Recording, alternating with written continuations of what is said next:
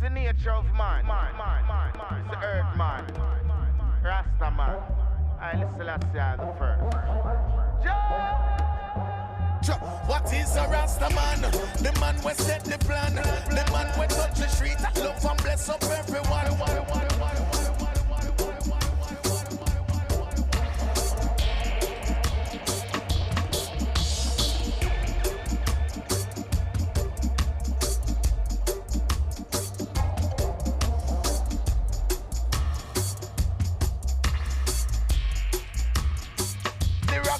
No skip a beat, the Rasta man unique.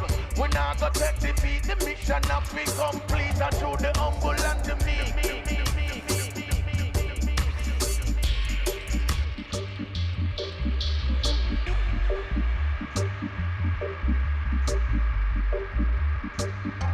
My lyrics is my gun. No boy can't tell me no.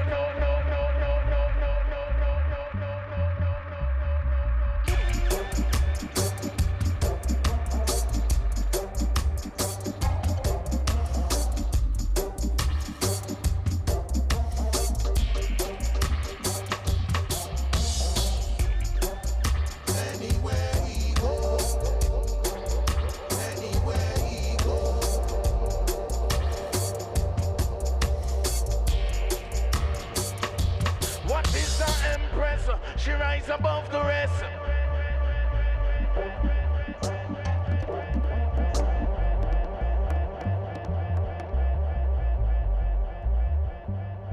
Empress no beg no friend. Real empress no bend.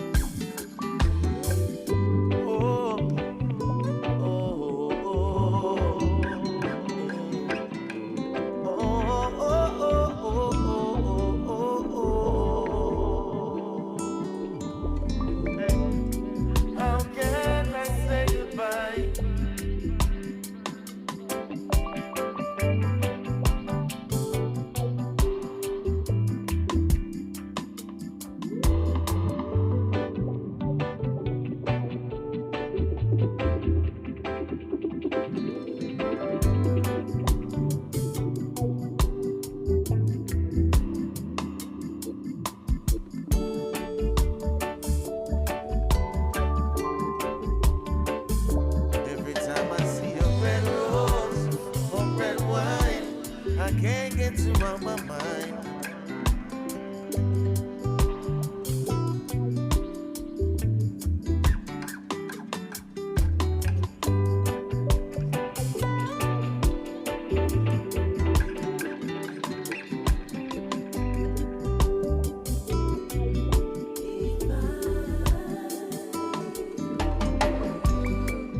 If I had a second chance to spend with you,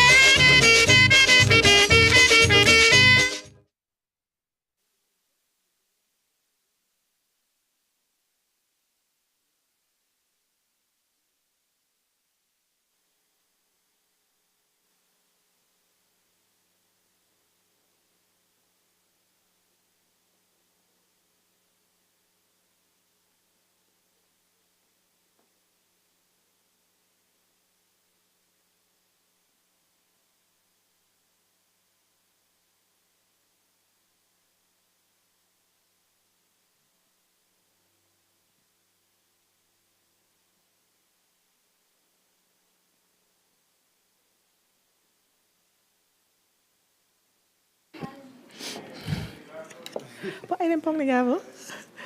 The Committee on Budget Appropriation meeting of Wednesday, September 25th, 2024 is hereby called to order. All right. Madam Clerk, can I have the roll call, please? Senator Marvin A. Blyden. Present. Senator Blyden, present. Senator Samuel Carrion. Senator Carrion, present. Senator Dwayne M. DeGraff. Senator DeGraff, present. Senator Ray Fonseca. Senator Fonseca, present. Senator Novell E. Francis Jr. Senator Francis Jr., present. Senator Donna A. Fred Gregory. Here. Senator Fred Gregory, present. Senator Javon E. James Sr. Present. Senator James Sr., present. Madam Chair, 7 present. Thank you, Madam Clerk. We have established a quorum. Do we have any correspondence to be read into the record? No, Madam Chair. Thank you. Can you please read today's agenda into the record? Committee on Budget, Appropriations and Finance meeting notice and agenda. The Committee on Budget, Appropriations and Finance will meet on Wednesday, September 25th, 2024 at 10 a.m. in the Earl B. Artley Legislative Hall to consider fiscal year 2025 budget bills. Block 1.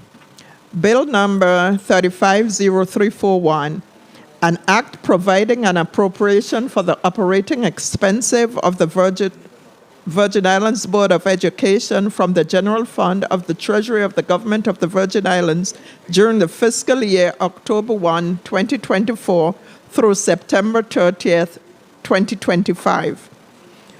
Bill number 35-0342, an act providing an appropriation for the operating expenses of the Virgin Islands Office of the Inspector General from General Fund of the Treasury of the Government of the Virgin Islands for the fiscal year October 1, 2024 through September 30th, 2025. Bill number 350343, an act providing an appropriation for the operating expenses of the Virgin Islands Career and Technical Education Board from the General Fund of the Treasury of the Government of the Virgin Islands during the fiscal year October 1, 2024 through September 30th, 2025. Bill number 350344, an act providing an appropriation for the operating expenses of the Virgin Islands Hospital and Health Facilities Corporation from the General Fund of the Treasury of the Government of the Virgin Islands for the fiscal year October 1, 2024 through September 30th, 2025. Bill number 350345, an act providing an appropriation for salaries and expenses of the Virgin Islands Board of Elections and the Office of the Supervisor of Elections for the fiscal year October 1, 2024 through September 30th, 2025. Bill number 350346, an act providing an appropriation for the operation of the judicial branch of the Government of the Virgin Islands, the Judicial Council, and the Office of the Territorial Public Defender during the fiscal year October 1, 2024 through September 30th, 2025. Bill number 350347, an act providing an appropriation for the operating expenses of the Public Employees Relations Board and the Virgin Islands Labor Management Committee for the fiscal year October 1, 2024 through September 30th, 2025. Bill number 35-0351, an act providing an appropriation for the operating expenses of the Virgin Islands Waste Management Authority from the general fund of the Treasury of the Government of the Virgin Islands during the fiscal year October 1, 2024 through September 30th, 2025. Bill number 350352, an act appropriating $2,079,296 from the general fund of the Treasury of the Government of the Virgin Islands for the operating expenses of the Public Services Commission for the fiscal year October 1, 2024 to September 30th, 2025. Bill number 350353, an act providing an appropriation for the salaries and expenses of the University of the Virgin Islands for the fiscal year October 1, 2024 through September 30th, 2025. Bill number 35-0354, an act providing an appropriation from the Anti-Litter and Beautification Fund to the Virgin Islands Waste Management Authority and the Virgin Islands Department of Public Works for operating expenses during the fiscal year October 1, 2024 through September 30th, 2025. Bill number 35-0355, an act providing an appropriation from the Caribbean Basin Initiative Fund as a contribution to the general fund of the Treasury of the Virgin Islands for the fiscal year October 1, 2024 through September 30th, 2025. Bill number 35-0356, an act providing an appropriation from the Business and Commercial Properties Revolving Fund to the Virgin Islands Department of Property and Procurement for operating expenses for the fiscal year October 1, 2024 through September 30th, 2025. Bill number 35-0357, an act providing an appropriation from the Virgin Islands Lottery as a contribution to the general fund of the Treasury of the Government of the Virgin Islands for the fiscal year October 1, 2024 through September 30th, 2025. Bill number 35-0358, an act providing for a lump sum appropriation from the Health Revolving Fund to the Virgin Islands Department of Health and a contribution to the general fund of the Treasury of the Government of the Virgin Islands for fiscal year October 1, 2024 through September 30th, 2025. Bill number 35-0360, an act providing an appropriation to the Virgin Islands Taxicab Commission for the fiscal year October 1, 2024 through September 30th, 2025. Bill number 35-0361, an act providing an appropriation from the Transportation Trust Fund as a contribution to the general fund of the Treasury of the Virgin Islands and to provide operating expenses for the VI Bureau of Motor Vehicles and the Department of Public Works for the fiscal year October 1, 2024 through September 30th, 2025. Bill number 35-0362, an act providing an appropriation of the Virgin Islands Insurance Guarantee Fund as a contribution to the general fund of the Treasury of the Government of the Virgin Islands for fiscal year October 1, 2024 through September 30th, 2025. Bill number 35-0363, an act providing an appropriation for the Legislature of the Virgin Islands for the fiscal year October 1, 2024 through September 30th, 2025. Bill number 35-0364, an act providing an appropriation from the Tourism Advertising Revolving Fund to the Virgin Islands Waste Management Authority, Office of the Governor, the Virgin Islands Department of Education, the Virgin Islands Police Department, the Virgin Islands Department of Public Works, the Virgin Islands Department of Agriculture, the Virgin Islands Department of Sports, Park and Recreation, and the Virgin Islands Department of Tourism during the fiscal year October 1, 2024 through September 30th, 2025. Bill number 35-0365, an act providing an appropriation for the operating expenses of the Waste Management Authority for the Sewer Waste Water Fund of the Government of the Virgin Islands for fiscal year October 1, 2024 through September 30th, 2025.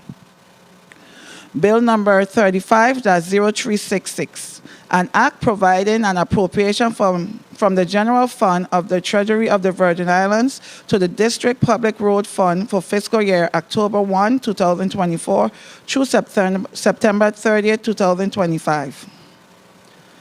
Block 2, Bill number 35-0348, an act providing an appropriation from the St. Croix Capital Improvement Fund of the Government of the Virgin Islands to the Virgin Islands Department of Public Works for road repair and maintenance projects in fiscal year ending September 30th, 2025.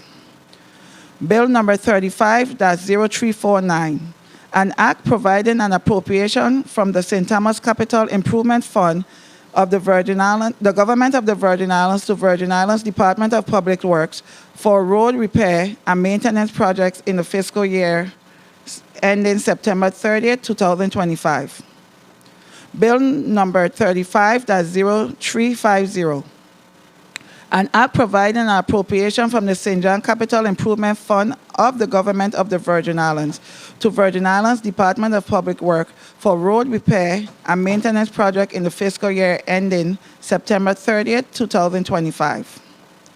Bill number 35-0087, an act amending Title 33 Virgin Islands Code, Chapter 1111 to add Section 3038A to establish in the Treasury of the Virgin Islands a special fund designated as the Veterans Mainland Travel Revolving Fund, an appropriation of $250,000 for reimbursements for veterans' airfare to travel outside of the VA Caribbean Healthcare Network for necessary medical care.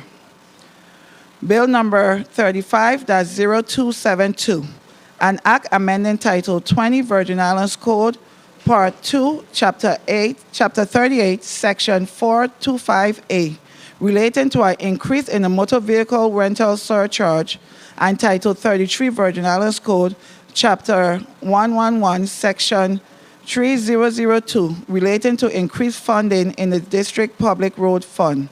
This concludes the reading of today's agenda, Madam Chair.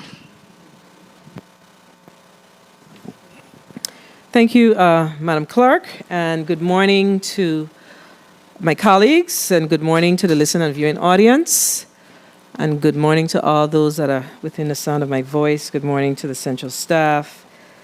Just good morning to the people of the Virgin Islands in general. This is a very exciting day because we have worked since June of this year to build a FY 2025 budget. So it's our hope that what we present to the people of the Virgin Islands today will be to their satisfaction in as much as our resources can support.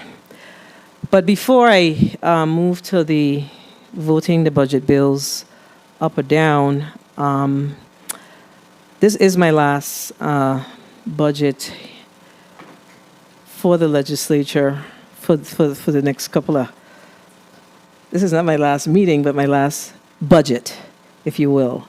So, and this particular budget period was a very interesting one. Last fiscal year, we did a lot of deep dive into ensuring that we started the cleanup work, and I think that my colleagues and I, we did a really good job this year in working on the FY25 budget. So, of course, we've put in a lot of work in the FY25 budget. The executive branch sent down a budget to us on time, as usual, and it was balanced in their way. And but after a closer look and inspection, it required a lot of work. And of course, the legislature's responsibility, one of our largest responsibilities, is to appropriate or provide to the people of the Virgin Islands a balanced budget. So there was a lot of work, like I said earlier, that we had to put into it. The revenue projections that came to us were very aggressive and not necessarily in line with what we've seen historically or in line with our current conditions. The proposed budget that came before us in, I believe it was May of this year, eliminated several programs. It reduced, that's the better word. It reduced some very important programs that were vital to our youth. We know that we have many of our nonprofits that provide services to our community. And it also did some reductions around human services, which is tied to the elderly services, which is two of our most vulnerable populations, as we know. The senators of our committee, and we had a few other non-committee members who have supported the work that we've been doing, we actually looked at this and decided that it is our responsibility to support the most sacred, it's our duty to protect the most vulnerable individuals in our community. And we kept the faith with our community in this process by adding back the youth and elderly programs that were reduced significantly in the executive budget. So we're here to report that the programs for our youth that were reduced have been restored. There were some youth programs under, I'll give you an example, About Face, under the National Guard. That particular program was unfunded when we received the budget. We have worked very hard to restore that program. So we will see the significant increase in those areas. Critical services for elderly, we know that we've had discussions here around the fact that our elderly, the Meals on Wheels program, has struggled. And in our deep dive discussion, we learned that what is important to ensure that we are able to receive the level of federal dollars in funding the Meals on Wheels program is we needed 2 additional vehicles and 2 more employees in order for the meals to be delivered. So we kept the faith again with our seniors, and we restored, or we actually added the line item to support the positions as well as the vehicles.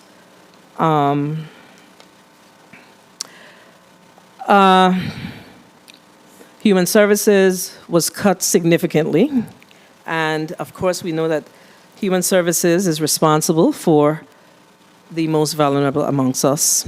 So we restore their budget to the extent possible to ensure that we are able to provide social services in our community.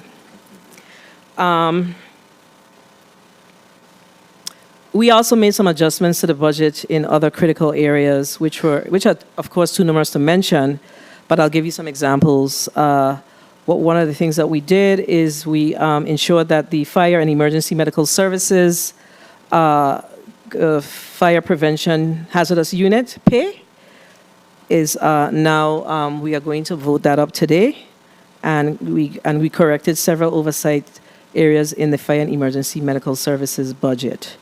The Bureau of Construction and Maintenance schools, the School of Construction and Maintenance, which is now fully funded and has the resources needed to achieve their mission and objective. The Department of Veterans Affairs, that's the other thing that we did. We are making sure that our veterans are able to travel off island for care and to ensure that we are able to continue to support the burial services for our veterans. So stateside travel, at least twice a year, will now be included for our veterans here in the territory. I shared with you about the About Face program previously. And again, we kept the faith with our workers. We did not, we ensured that we were able to keep as much positions in the FY25 budget as possible. But what we did is, in many instances, we gave a line item for vacancies and associated fringe benefits so those agencies can prioritize their hiring needs. Again, we talked about the nonprofit. The committee also focused on ensuring that the nonprofit organizations here in the territory are funded. And in order for us to do that, we allocated funds from the $75 million settlement from the J.P. Morgan Chase case. We need transparency and common sense, of course, when it comes to budgeting, and that's very important to this process. This means that our expenditures must be based on historical trends and anticipated cost increase, not, for us to be dealing with things on a wishful thinking perspective. So in some instances, we found where there were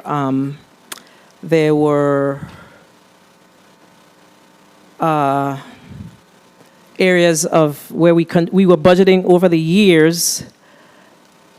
We were looking at those revenues, and we note that those revenues were not coming in as we anticipated. So we made the necessary adjustments in our budget so we could try our best to right-fit our budget so we could begin the process of spending what we have in as much as possible.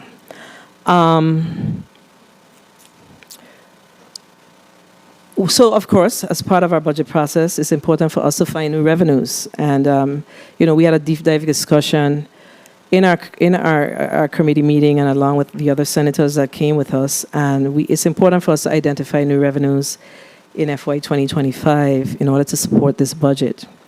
We've identified a new funding source. It's a fee on international wire transfers, and we will work on moving that measure today. It is anticipated that that should raise some $21 million to help bridge our revenue gap in the territory. We continue to work with our colleagues to identify other new revenue sources that provide a stable funding source, but are at the same time fair and equitable for our community and our citizenry. We, again, kept faith with our people by taking concrete steps to make sure the executive branch agencies pay their Virgin Islands Water and Power Authority bills. One of the things that we found was the line items tied to our utility was significantly lower than what they actually pay. So that, of course, once we made those adjustments higher, it created some challenges with us being able to balance our budget. But we've made the adjustments, and we've done what we had to do as it relates to identifying new revenues to balance our budget. So we'll continue the conversation about our government agencies, looking at the realistic expenses that we have around energy and paying those bills as necessary. And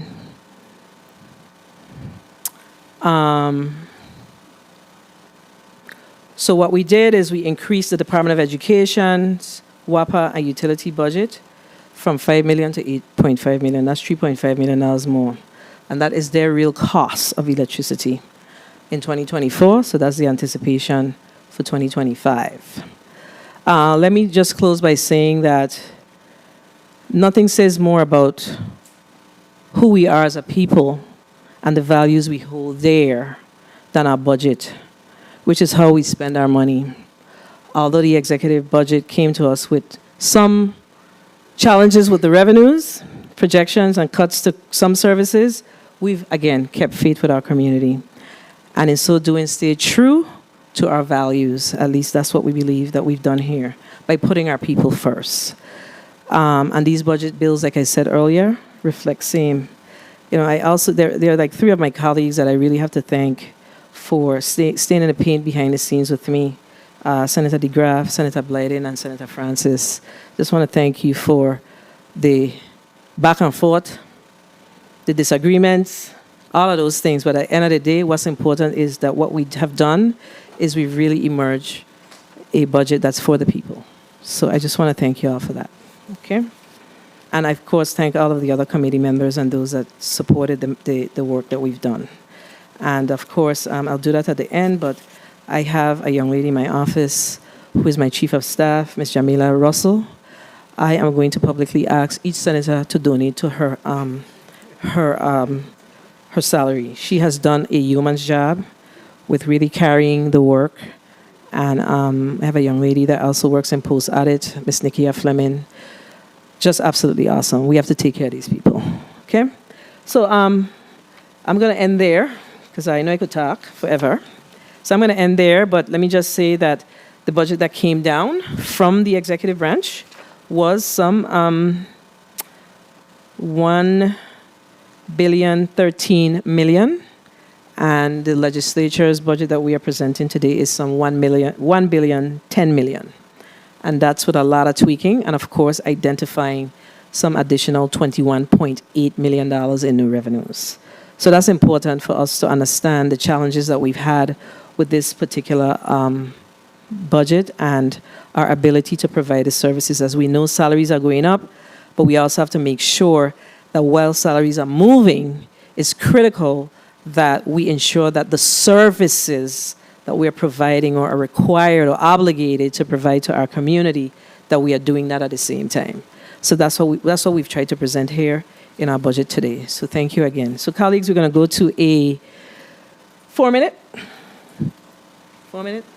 round, and we're going to start with the clerk has already called out today's agenda. So the first block has how many bills? 24 bills. So we're going to start out with the first block. And I believe that today we are going to have to revise the agenda because we have a few more bills that we're still waiting on from legal counsel. I also want to thank the legal counsel as well for all that they've done to move this work forward. But we're going to start with the first block, and we will proceed throughout the day. Senator Marvin Blyden, you're recognized for your 4 minutes.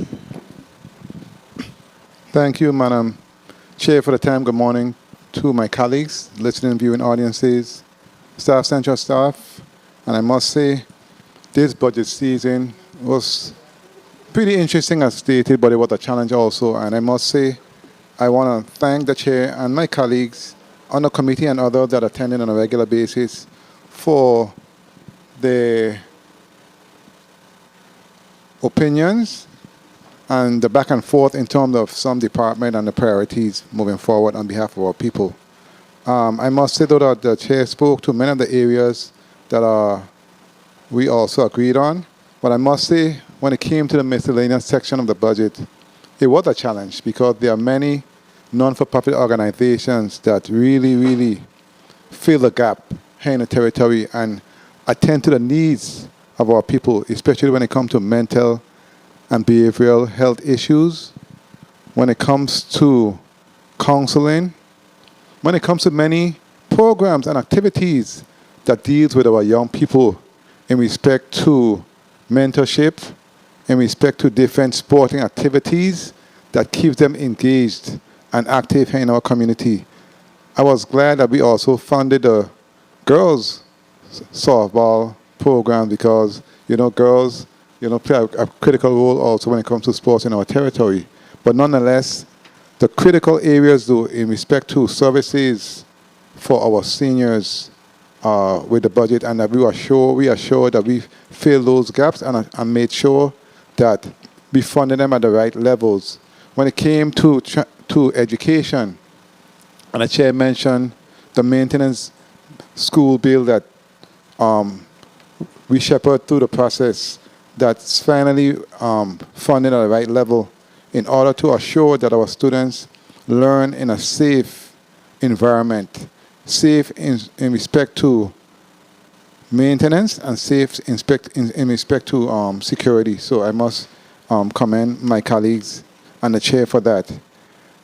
We spoke to some $1+ billion in terms of the budget, and it may seem like a lot of money, which it is, but at the same time, prioritizing $1+ billion it takes a lot of work, and that's exactly what we did over the past several weeks, working on this budget and staying on the grind every single day.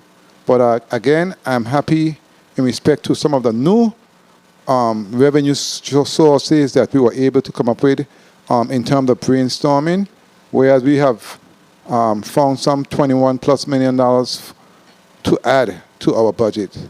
Also, when it comes to oversight with the different departments, we assured that we funded those positions, whereas we can collect the much needed revenues here in the territory for those revenue generating agencies, and also whereas we can assure that they actually go out and collect the over $500 million that's on the streets here in the territory.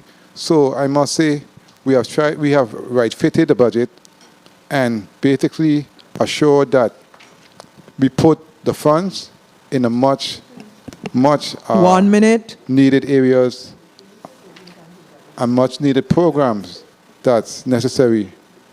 Again, as the chair of Housing, Telecommunications, and Transportation, I was glad that we also assured that when it came to the different funds that goes to waste management, that goes to public work and other departments, that we made sure that we 30 put back the seconds. difference in terms of the shortfalls in this budget.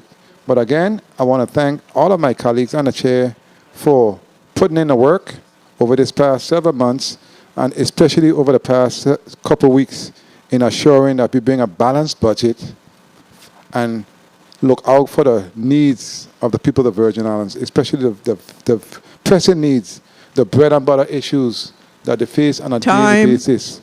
And again, Madam Chair, I want to thank you again for the time and for the sacrifice that we all have made moving forward. Thank you so much. Thank you, Senator Blyden. Senator Javon James Sr., you're recognized for your 4 minutes. Greetings to the people of the U.S. Virgin Islands. Thank you, Madam Chair, for the time. Today marks the 6th time I've been a part of this process, and I really, really, really hope and pray that the Department of Public Works, Department of Education, the Department of Agriculture, the Virgin Islands Housing Authority, the Virgin Islands Housing Finance Authority, and the Office of Disaster Recovery really get it together.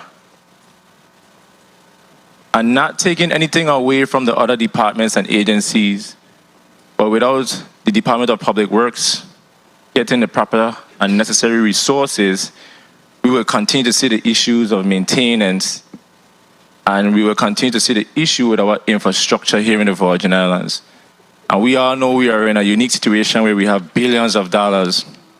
And I really hope that the Department of Public Works do hire the necessary personnel, and if they have to contract or outsource to get our infrastructure up to par, I really hope that with this budget, they can do so. Because infrastructure tells a lot about your government and your leadership. As far as the Department of Education, I know they have their unique challenges.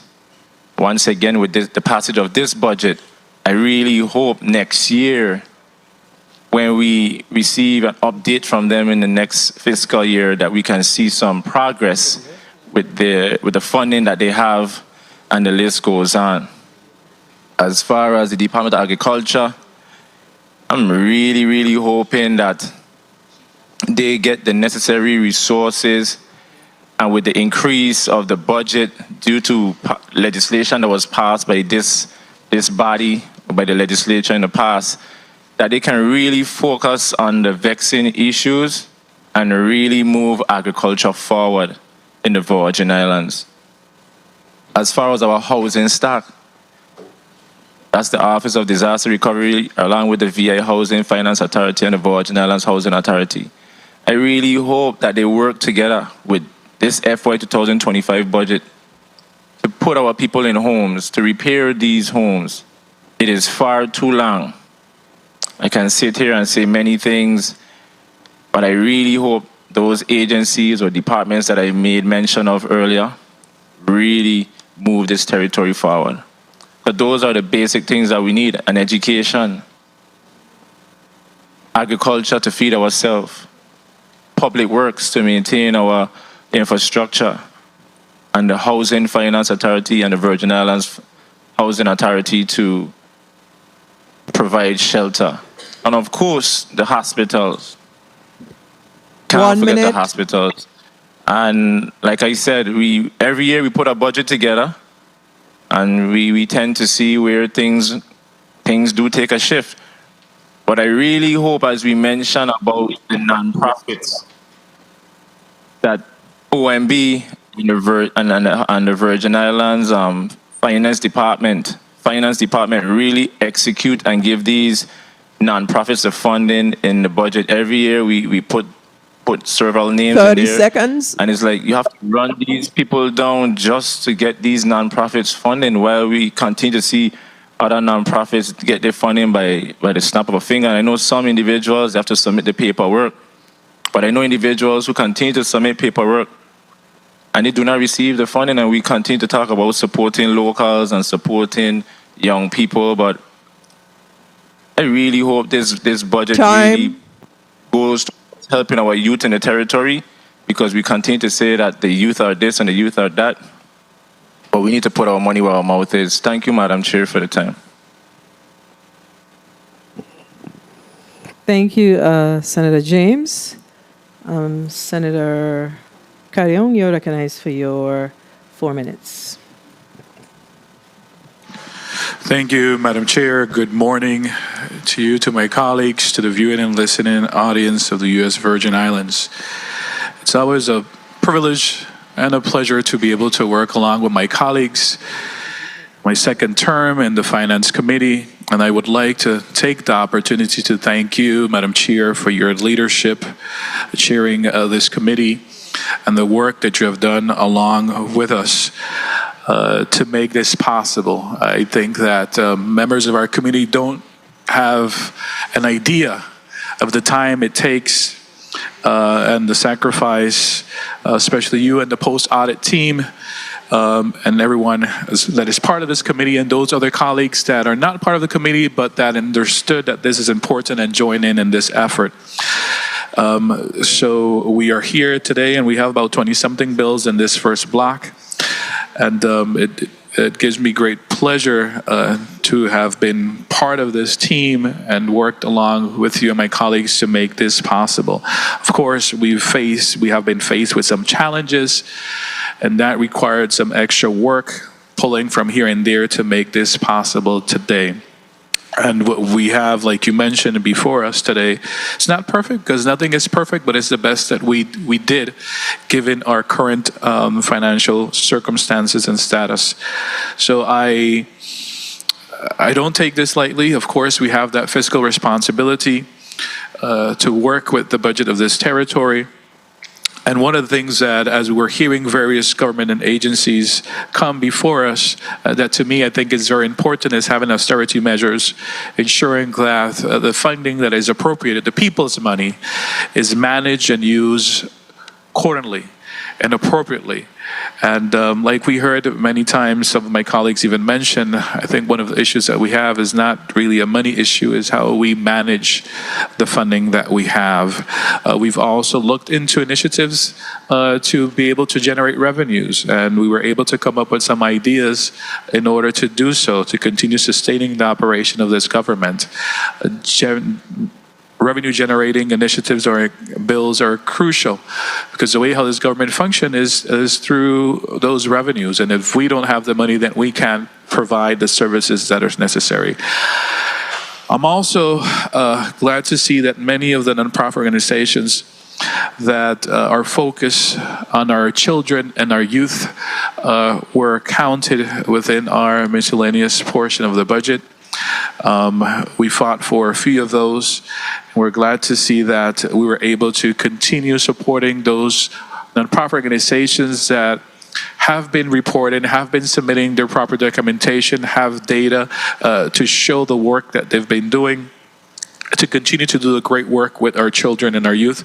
We know that nonprofits do so much with so little, and that this government can't do it all by itself, and that partnership with those organizations are crucial.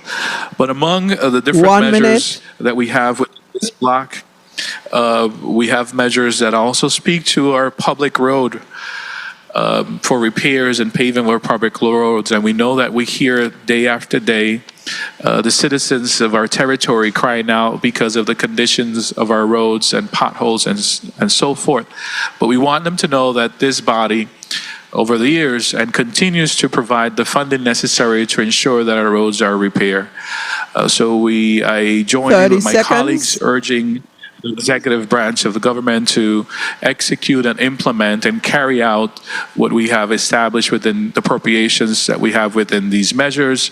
And we ask that every director and commissioner be fiscally responsible in the management and administration of these funds. So once again, thank you, Madam Chair. I will be voting favorably on these measures. Thank you. Thank you so much, Senator Carrion. Senator Fonseca, you're recognized for your 4 minutes.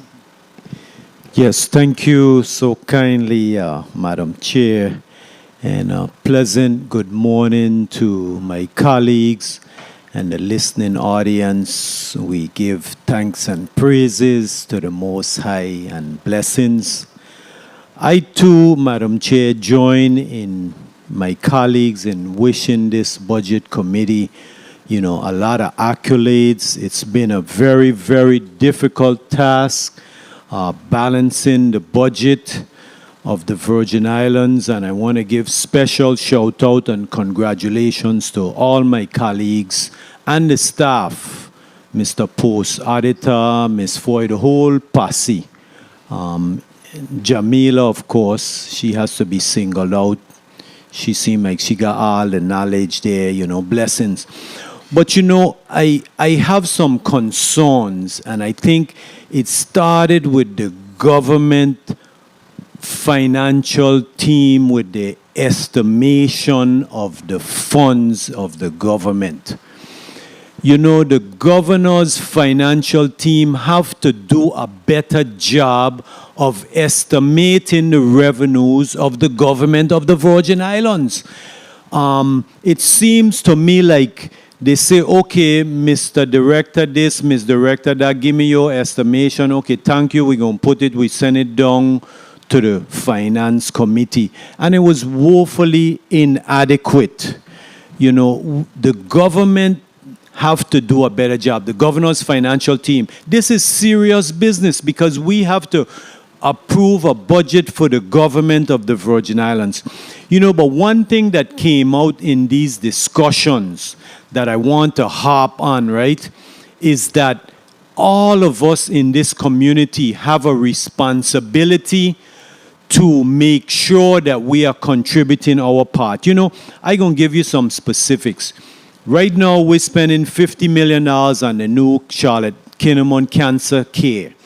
We're spending $20 million on that new hotel, 5 point something on that daycare in Bolongo. This is just on St. Thomas. That's over $75 million being spent on St. Thomas, but the money is not circulating. The money is being transferred out here Friday. Whoosh! The money going out. A guy came to me the other day. He wanted to qualify. He wanted to qualify for Medicaid. And I'm the chairman of the Health Hospital Human Services Committee. Now, I know the guy. I've been working with him. He's amazing, making $1,200 a week.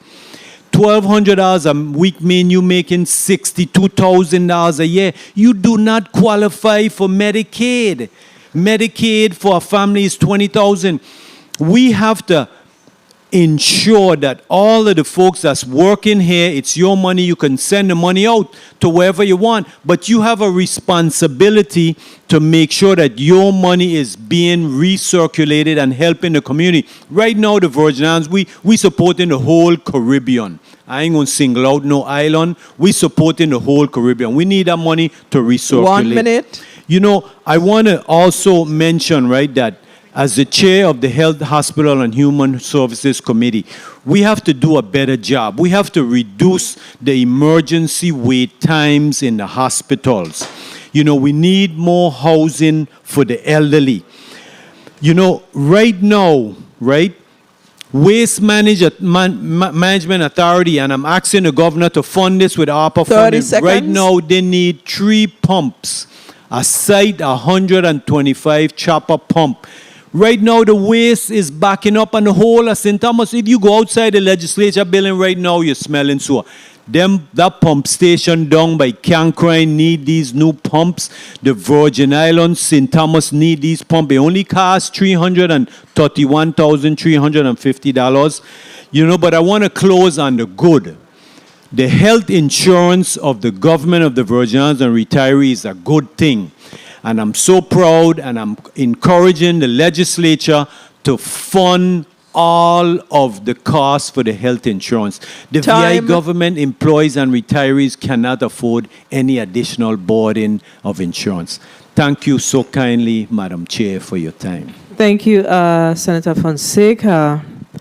So, you know, the markup process is a process where we have these deep dive conversations, and it's important to be present at those meetings to have these types of discussions that we're having today.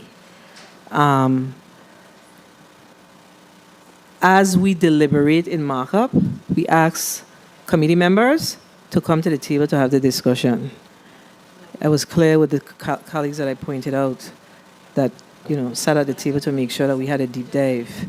So, you know, us asking the governor for anything at this point says that we've advocated our responsibility.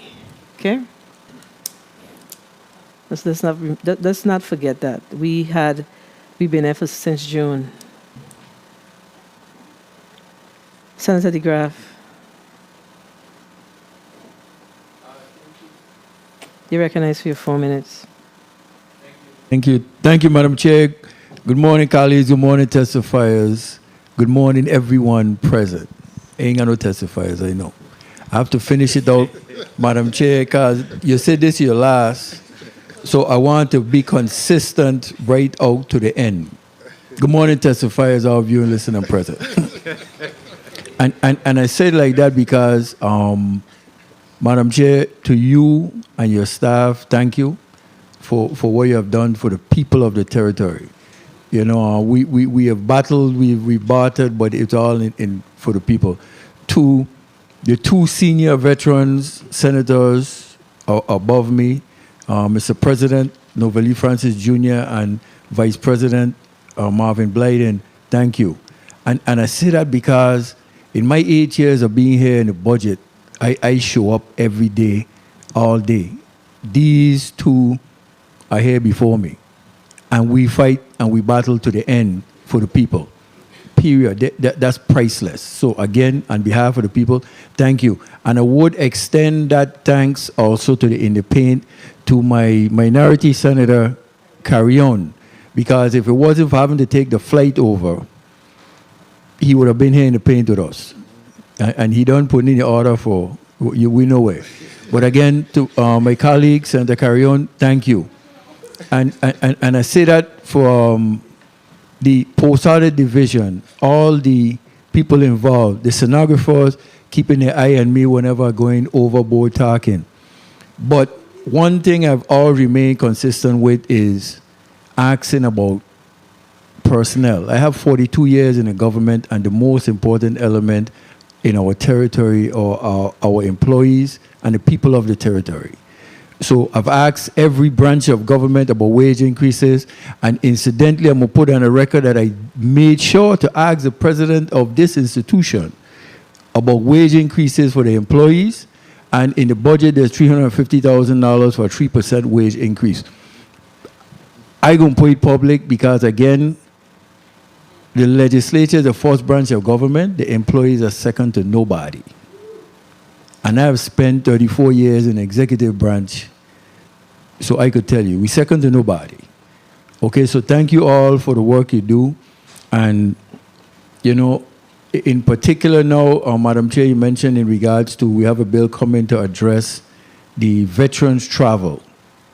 veterans travel to Puerto Rico, and a lot of them don't like the services that they provide in Puerto Rico. I'm not saying Puerto Rico is not providing excellent service, but again, when we have a language barrier at times, we don't get the services we need properly because of the way it's administered based on a language barrier. So when we have to fly away to the States for services and care, we put in where we providing funding for that travel, and also if a veteran is of dire need that they have to have a caretaker with them, that person be able to fly also with that veteran.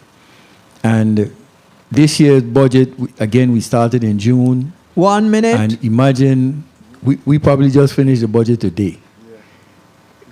Because of the many things that we've uncovered and dived into and addressed. And again, you know, I think it's easy for us to point the fingers and this and that, but the people who doing the hard work, day in, day out, like I said, my fellow colleagues who here in the paint, the ones I've named, Madam Chair with her leadership, we're going to miss you. They're going to miss you too. You know, we're going to miss you because, again, it wasn't about anything I've said to offend anybody. I'm going to stand up for me. I've said it. If I offended you, I apologize, but we fighting for the people. So the people go sleep at night, and I'm going to be out there working because this is what we do. This is what we are elected for, and people will put politics into everything. I ain't got time for that. I got time for the nitty-gritty, staying here till after 6, till after 7. Time. Long hours. So again, to my colleagues, the staff involved, everyone, another budget cycle we're about to wrap up. Thank you, Madam Chair. Thank you to my colleagues. Thank you. Thank you, Senator de Graaf. And yes, I neglected to mention Senator Carrion. Absolutely, yes. He always gave meaningful contribution and suggestions. So yes, thank you, Senator Carrion, for your time. Senator Francis Jr., you're recognized for your 4 minutes.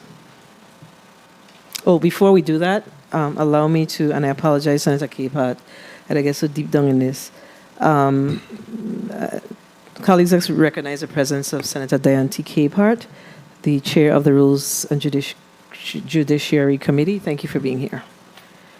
And that's a good thing that you're here, because you can see what we're doing. So tomorrow is D-Day. Yes. Senator Francis, you're recognized for your 4 minutes. Thank you very much, Madam Chair. Good morning to you, my colleagues. Good morning to the people of the Virgins, and of course, good morning to our central staff. Today brings much trepidation to me as we consider this budget before us, because the budget is what it is. And there was a lot of commentary of recent in respect to the legislative role in the budget process. And, you know, my job is always to protect this institution. And, you know, this budget was originally sent down in June, and we're here again in September getting ready to prepare to move this budget forward. And what's important is that there's a lot of work that has gone into reviewing these numbers.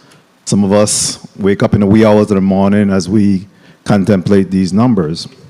But I want to say that it's counterproductive for us to be pointing fingers or having this discussion.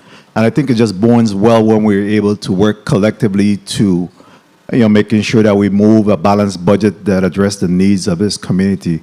The budget is what it is a projection of revenues that's coming in to the coffers of the government of the Virgins, and how that revenue then is allocated, appropriated for the benefit of services to our community. We see what happens nationally. We hear of federal government where there's looming shutdowns. We hear about fallout. We hear about budget impasse. We hear about standoff. We here put in the hard work to make sure that we're moving a balanced budget on the behalf of the people. And our work don't stop there, because then we still have to exhort the oversight responsibility to make sure that these various agencies especially the big wheels on the bus, right? Those agencies that's responsible for collecting the revenues of this government in large sum so that we could provide services to our community that speaks to police responses, speaks to emergency responses from our ambulance workers, our fire department, roads being repaired and fixed. Those revenues is what goes towards doing that. And as well as the federal monies that come into our coffers.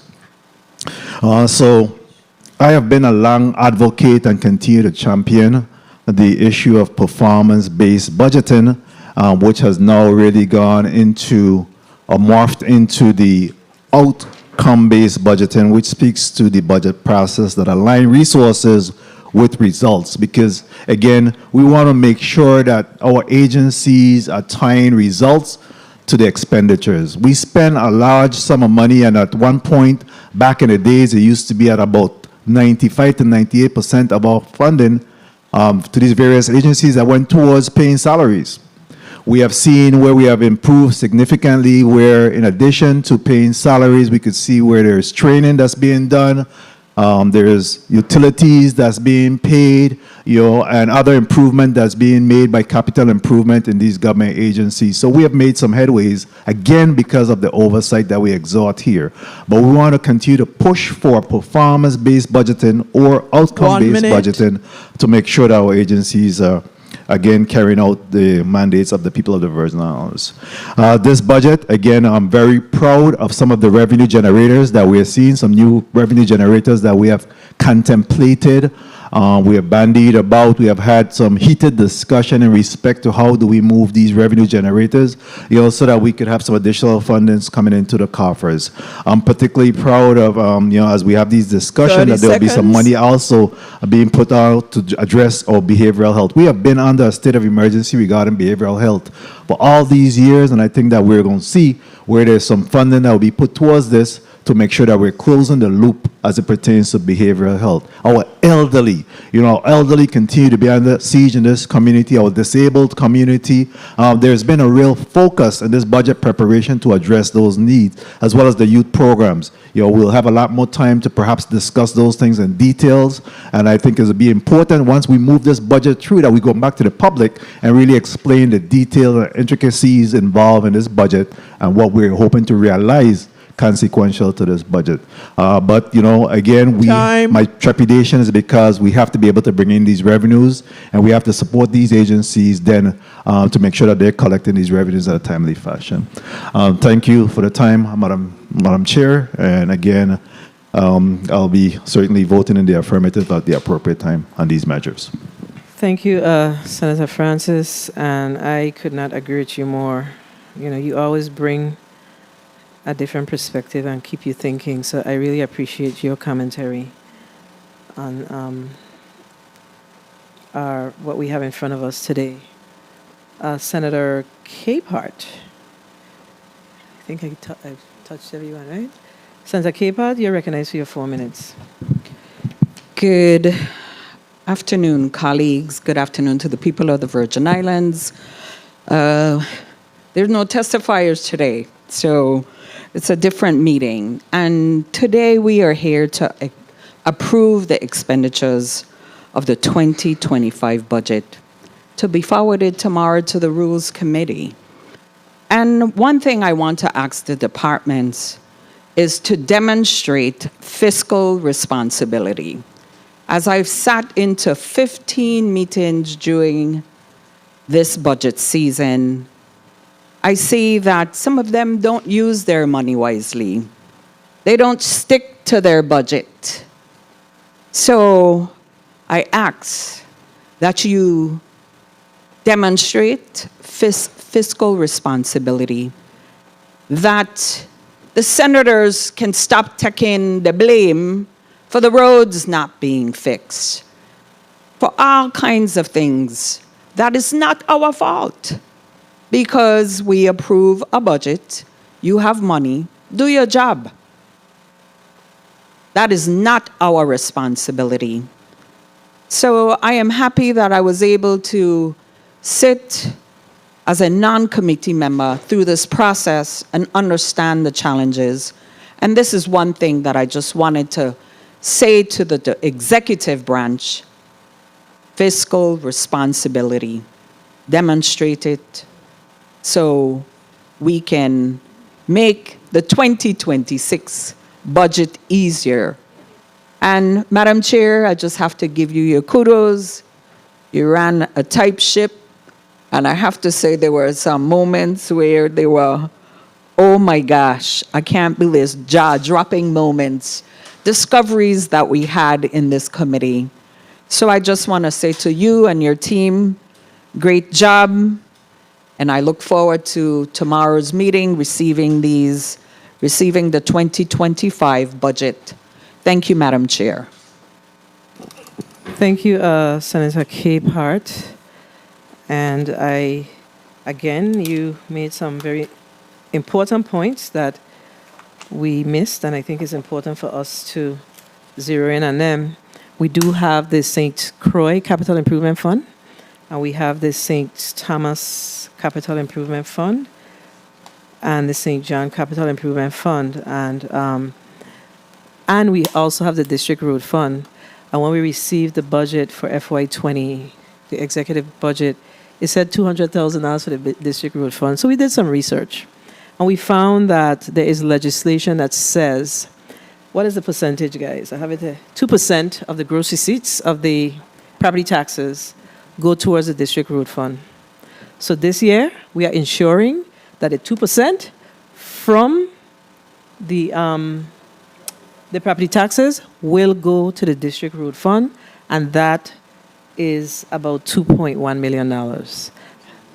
And so that's the funding source. So it allows Public Works to fund some of these projects. As we work on this budget, and we looked at the transfers in, the monies that should be transferred by law that has been passed by this legislature, meaning not this 35th, but by the legislature of the Virgin Islands, there's work that has been done.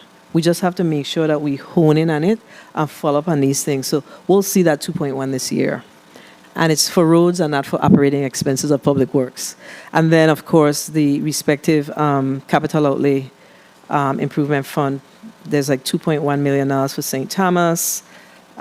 St. Croix is, St. John is $3 million to fix some roads, and I think the Cruise Bay restroom. And then St. Croix is $2.5 million. So I think that we've done a really good job in doing a deep dive this year to ensure that, we are able to do some things for our people that we'll see. And what we did is, because we know these projects take a while, we've indicated that these funds will be available until 2026. And it holds the department fiscal year 26, September 30th. It also holds the Department of Public Works accountable.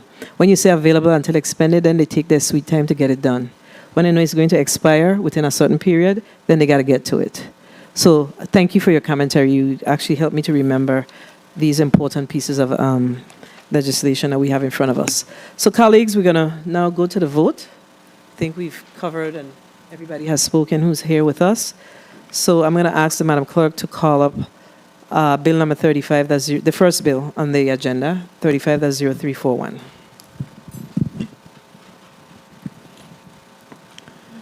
Bill number 35. Wait, no, I'm.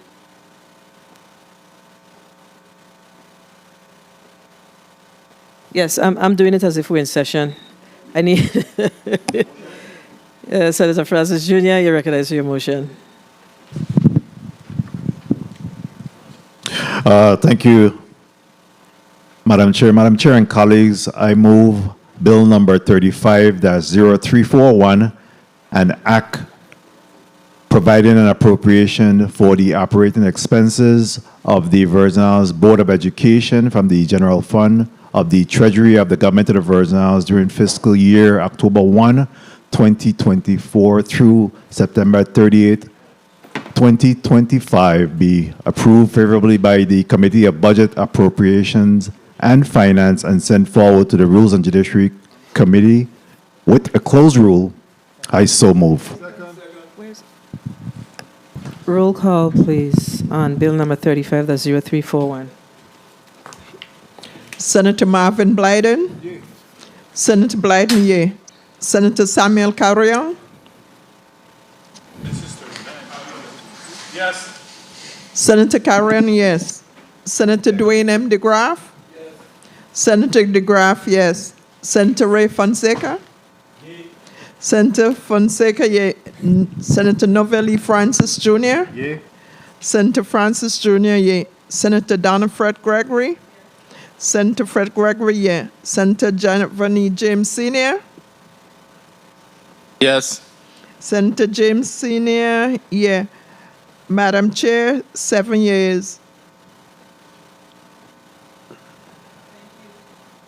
Thank you, Madam Clerk. Bill number 35-0341, an act providing an appropriation for the operating expenses of the Virgin Islands Board of Education from the General Fund of the Treasury of the Government of the Virgin Islands during fiscal year October 1, 2024 through September 30th, 2025 is hereby approved and will be forwarded to the Committee on Rules and the Judiciary with the closed rule for further consideration by this committee.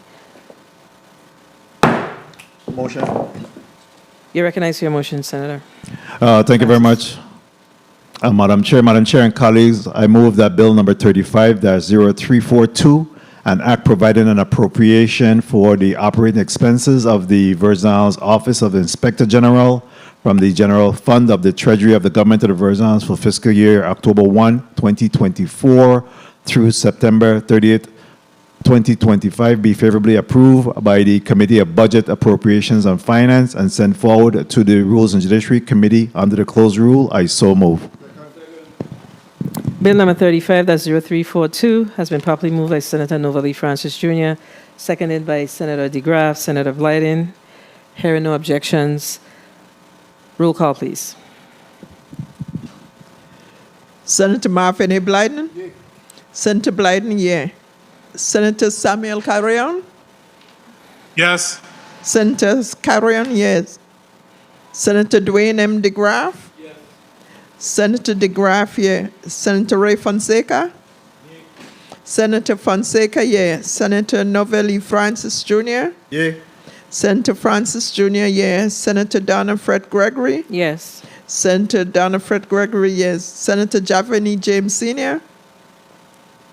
Yes. Senator James Sr., yes. Madam Chair, 7 years. Thank you, Madam Clerk. Bill number 35-0342, an act providing an appropriation for the operating expenses of the Virgin Islands Office of the Inspector General from the General Fund of the Treasury of the Government of the Virgin Islands for fiscal year October 1, 2024 through September 30th, 2025 is hereby approved by this committee and will be forwarded to the Committee on Rules and Judiciary with the closed rule for further consideration. Do I hear a motion? Motion. You recognize for your motion, Senator Francis Jr. Thank you very much, Madam Chair, and colleagues.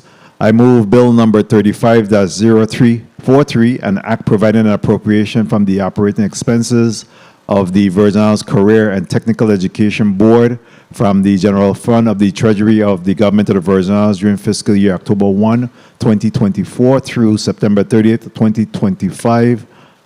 Be favorably approved by the Committee of Budget, Appropriations, and Finance and sent forward to the Rules and Judiciary Committee under the closed rule. I so move. Bill number 35-0343, an act providing an appropriation, has been properly moved and seconded by Ray Fonseca, Senator Ray Fonseca, Senator Marvin Blyden, Senator Dwayne M. DeGraff. Hearing no objections, roll call, please. Senator Marvin A. Blyden? Yeah. Senator Blyden, yeah. Senator Samuel Carrion? Yes. Senator Carrion, yes. Senator Dwayne DeGraff? Senator DeGraff, yeah. Senator Ray Fonseca? Yeah. Senator Fonseca, yes. Senator Novelli Francis Jr.? Yeah. Senator Francis Jr., yes. Senator Donna Fred Gregory? Senator Fred Gregory, yeah. Senator Giovanni James Sr.?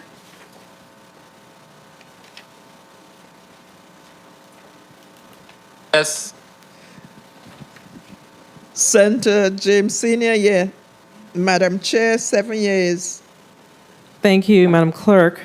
Bill number 35-0343, an act providing an appropriation for the operating expenses of the Virgin Islands Career and Technical Education Board from the General Fund of the Treasury of the Government of the Virgin Islands during fiscal year October 1, 2024 through September 30th, 2025 is hereby approved by this committee and will be forwarded to the Committee on Rules and Judiciary for further consideration and action.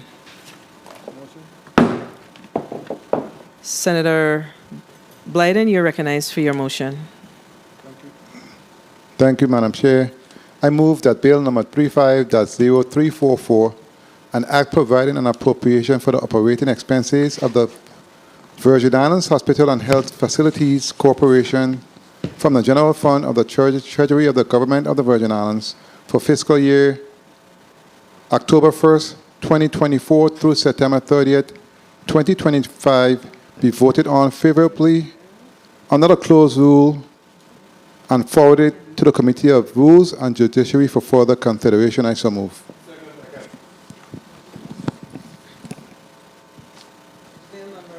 Bill number 35-0344 has been properly moved by Senator Marvin Blyden, seconded by Novalee Francis Jr. and Senator Dwayne M. DeGraff. Hearing no objections, roll call, please. Senator Marvin Blyden? Yeah. Senator Blyden, yeah. Senator Samuel Carrion? Yes.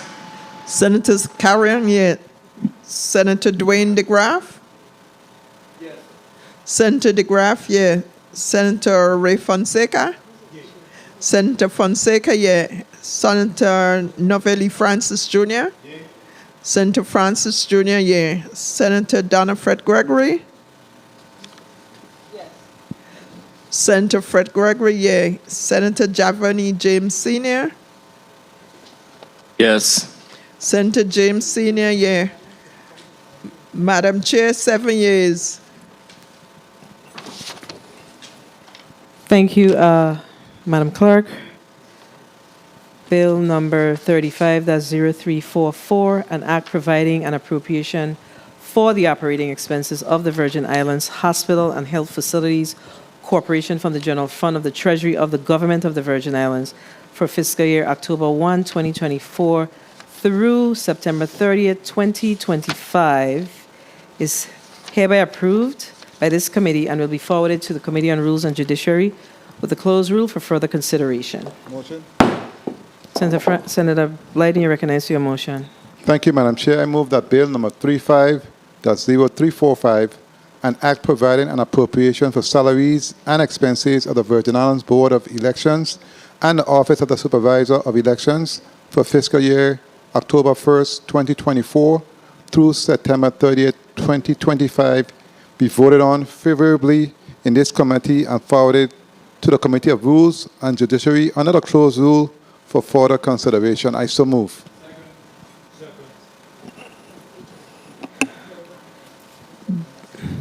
Bill number 35-0343 has been properly moved by Senator Marvin Blyden. 35-0345 has been properly moved by Senator Marvin Blyden, seconded by Senator Dwayne M. DeGraff, Senator Ray Fonseca. Hearing no objections, roll call, please. Please turn on the mics of the senators in St. Croix so they can also participate if necessary, because it's always hard when you're in the committee room and your mic is off, so I can hear. Senator Marvin Blyden? Yeah. Senator Blyden, yeah. Senator Samuel Carrion? Yes. Senator Carrion, yeah. Senator Dwayne M. DeGraff? Senator DeGraff, yeah. Senator Ray Fonseca? Yeah. Senator Fonseca, yeah. Senator Novalee Francis Jr.? Yeah. Senator Francis Jr., yeah. Senator Donna Fred Gregory? Yeah. Senator Fred Gregory, yeah. Senator Javani James Sr.? Yes. Senator James Sr., yes. Madam Chair, 7 yeas. Thank you, Madam Clerk. Bill number 35-0345, an act providing an appropriation for salaries and expenses of the Virgin Islands Board of Elections and the Office of the Supervisor of Elections for fiscal year October 1, 2024 through September 30th, 2025 is hereby approved by this committee and will be forwarded to the Committee on Rules and Judiciary with the closed rule for further consideration. You recognize for your motion, Senator Blyden. Thank you, Madam Chair. I move that Bill number 35-0346, an act providing an appropriation for the operation of the judicial branch of the Government of the Virgin Islands, the Judicial Council, and the Office of the Territorial Public Defender during fiscal year October 1st, 2024 through September 30th, 2025 be voted on favorably under the closed rule and forwarded to the Committee on Rules and Judiciary for further consideration. I so move. Bill number 35-0346 has been properly moved by Senator Marvin Blyden, seconded by Senator Dwayne M. DeGraff. Hearing no objections, roll call, please. Senator Marvin Blyden? Yeah. Senator Blyden, yeah. Senator Samuel Carrion? Yes. Senator Carrion, yes. Senator Dwayne DeGraff? Yes. Senator DeGraff, yeah. Senator Ray Fonseca? Yeah. Senator Fonseca, yeah. Senator Novelli Francis Jr.? Yeah. Senator Francis Jr., yeah. Senator Donna Fred Gregory? Yes. Senator Fred Gregory, yeah. Senator Javani James Sr.? Yes. Senator James Sr., yeah. Madam Chair, 7 yeas. Thank you, Madam Clerk. Bill number 35-0346, an act providing an appropriation for the operation of the judicial branch of the Government of the Virgin Islands, the Judicial Council, and the Office of the Territorial Public Defender during the fiscal year October 1, 2024 through September 30th, 2025 is hereby approved by this committee and will be forwarded to the Committee on Rules and the Judiciary for further consideration, via closed rule, for further consideration and action. You recognize for your motion, Senator DeGraff. Thank you, Madam Chair. I move Bill number 35-0351, an act providing an appropriation for the operating expenses of the Virgin Islands Waste Management Authority from the General Fund of the Treasury of the Government of the Virgin Islands during the fiscal year October 1, 2024 through September 30, 2025 be voted on favorably in this committee and forwarded to the Committee of Rules and Judiciary under the closed rule for further consideration. I so move. Second. Bill number 35-0351 has been properly moved by Senator Dwayne M. DeGraff, seconded by Senator Novelli Francis Jr. and Senator Marvin Blyden. Hearing no objections, roll call, please. Senator Blyden? Yeah. Senator Blyden, yeah. Senator Samuel Carrion? Yes. Senator Carrion, yeah. Senator Dwayne M. DeGraff? Yes. Senator DeGraff, yeah. Senator Ray Fonseca? Senator Fonseca, yeah. Senator Novell Francis Jr.? Yeah. Senator Francis Jr., yeah. Senator Donna Fred Gregory? Yes. Senator Fred Gregory, yeah. Senator Javani James Sr.? Yes. Senator James Sr., yeah. Madam Chair, 7 yeas. Thank you, Madam Clerk. Bill number 35-0351, an act providing an appropriation for the operating expenses of the Virgin Islands Waste Management Authority from the General Fund of the Treasury of the Government of the Virgin Islands during the fiscal year October 1, 2024 through September 30th, 2025 is hereby approved by this committee and will be forwarded to the Committee on Rules and Judiciary with the closed rule for further consideration and action. Motion. Motion. Senator DeGraff, you recognize for your motion. Thank you, Madam Chair. I move Bill number 35-0352, an act appropriating $2,079,296 from the General Fund of the Treasury of the Government of the Virgin Islands for the operating expenses of the Public Services Commission for fiscal year October 1, 2024 to September 30, 2025 be voted on favorably in this committee and forwarded to the Committee of Rules and Judiciary under the closed rule for further consideration. I so move. Second. Bill number 35-0352 has been properly moved by Dwayne M. DeGraff, Yeah. seconded by Novalee Francis Jr. and Marvin Blyden. Hearing no objections. Roll call, please. Okay. Senator Marvin Blyden? Yes. Senator Blyden, yea. Senator Samuel Carrion? Yes. Senator Carrion, yes. Senator Dwayne M. DeGraff? Yes. Senator DeGraff, yes. Senator Ray Fonseca? Senator Novelli Francis Jr.? Wait. He said yes. I said Fonseca, yes. Just say it again. Senator Ray Fonseca? Senator Fonseca, yea. Senator Novell E. Francis Jr.? Senator Francis Jr., yes. Senator Donna Fred Gregory? Yes. Senator Fred Gregory, yes. Senator Javani James Sr.? Yes. Senator James Sr., yes. Madam Chair, 7 yeas. Thank you, Madam Clerk. Bill number 35-0352, an act appropriating $2,079,296 from the general fund of the Treasury of the Government of the Virgin Islands for the operating expenses of the Public Service Commission for fiscal year October 1, 2024 to September 30th, 2025 is hereby approved by this committee and will be forwarded to the Committee on Rules and Judiciary with the closed rule for further consideration and action. Motion.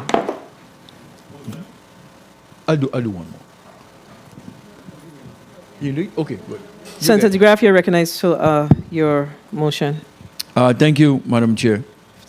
I move Bill number 35-0354, an act providing an appropriation from the Anti-Litter and Beautification Fund to the Virgin Islands Waste Management Authority and the Virgin Islands Department of Public Works for operating expenses during the fiscal year October 1, 2024 through September 30, 2025 be voted on favorably in this committee and forwarded to the Committee on Rules and Judiciary under the closed rule for further consideration. I so move. Bill number 35-0345 has been properly moved by Senator Dwayne M. DeGraff, seconded by Novalee Francis Jr. and Marvin Blyden, and Senator Marvin Blyden. Hearing no objections. Yeah, we should skip that. Roll call, please. Senator Marvin Blyden? Yes. Senator Blyden, yea. Senator Samuel Carrion? Yes. Senator Carrion, yes. Senator Dwayne DeGraff? Yes. Senator DeGraff, yea. Senator Ray Fonseca? Yes. Senator Fonseca, yea. Senator Novelli Francis Jr.? Yes. Senator Donna Fred Gregory? Yes. Senator Fred Gregory, yes. Senator Javani James Sr.? Yes. Senator James Sr., yes. Madam Chair, 7 yeas. Thank you, Clerk. Bill number 35-0354, an act providing an appropriation from the Anti-Litter and Beautification Fund to the Virgin Islands Waste Management Authority and the Virgin Islands Department of Public Works for operating expenses during the fiscal year October 1, 2024 through September 30th, 2025 is hereby approved by this committee and will be forwarded to the Committee on Rules and Judiciary with the closed rule for further consideration and action.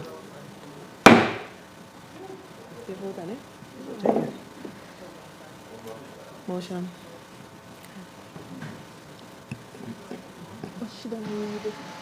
Senator Carrion, you're recognized for your motion. Thank you, ma'am. I move that Bill number 35-0355, an act providing an appropriation from the Caribbean Basin Initiative Fund as a contribution to the general fund of the Treasury of the Virgin Islands for the fiscal year October 1st, 2024 through September 30th, 2025, be voted favorably, approved in this Committee on Budget, Appropriation, and Finance under the closed rules, and move to the Committee of Rules and Judiciary for further consideration. I so move. Done. Thank you, Senator. Bill number 35-0355 has been properly moved by Senator Samuel Carrion, seconded by Senator Marvin Blyden, Senator Dwayne M. DeGraff, Senator Novelli Francis Jr. Hearing no objections, roll call, please. Senator Marvin A. Blyden. Senator Blyden, yay. Senator Samuel Carrion. Yes. Senator Carrion, yay. Senator Dwayne M. DeGraff. Yes. Senator DeGraff, yay. Senator Ray Fonseca. Yay. Senator Fonseca, yay. Senator Novell E. Francis Jr. Yay. Senator Francis Jr., yay. Senator Donna A. Fred Gregory. Yay. Senator Fred Gregory, yay. Senator Javon E. James Sr. Yes. Senator James Sr., yay. Madam Chair, 7 yeas. Thank you, Madam Clerk. Bill number 35-0355, an act appropriating from the Caribbean Basin Initiative Fund as a contribution to the general fund of the Treasury of the Virgin Islands for fiscal year October 1, 2024 through September 30th, 2025, is hereby approved and will be by this committee and will be forwarded to the Committee on Rules and Judiciary with the closed rule for further consideration. Do I hear a motion? Motion. Senator Carrion, you recognize for your motion. Thank you, ma'am.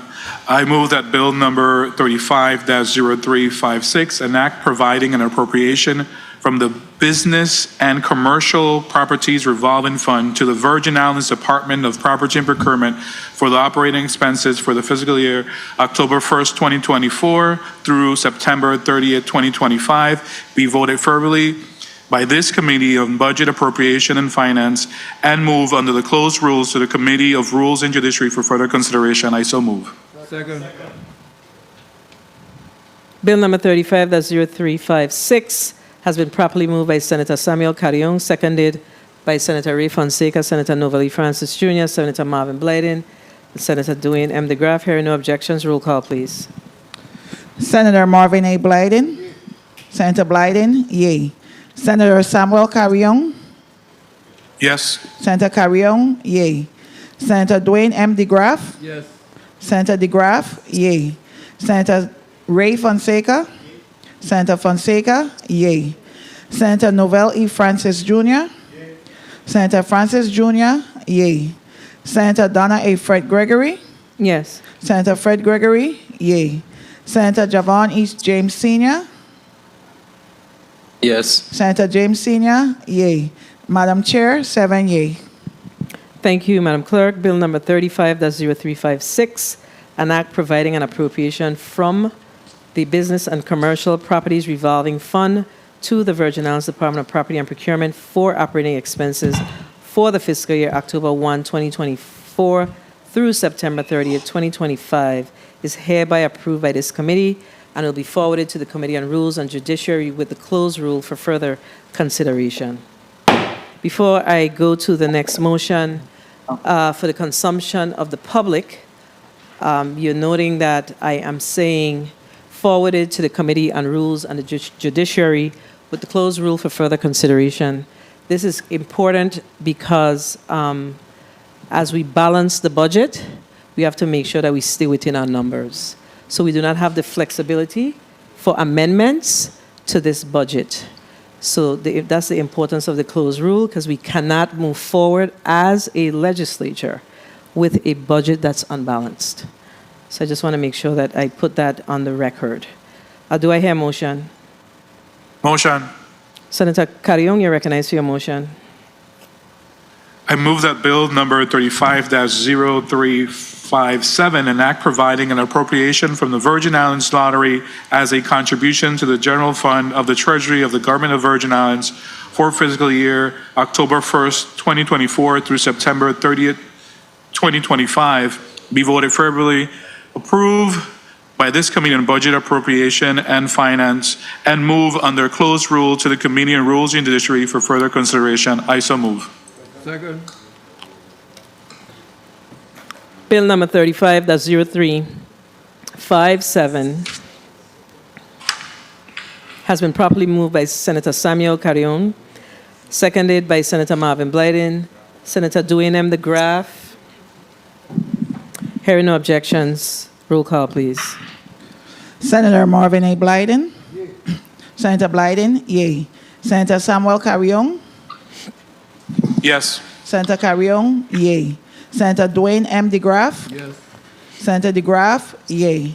Senator Ray Fonseca, Senator Fonseca, yay.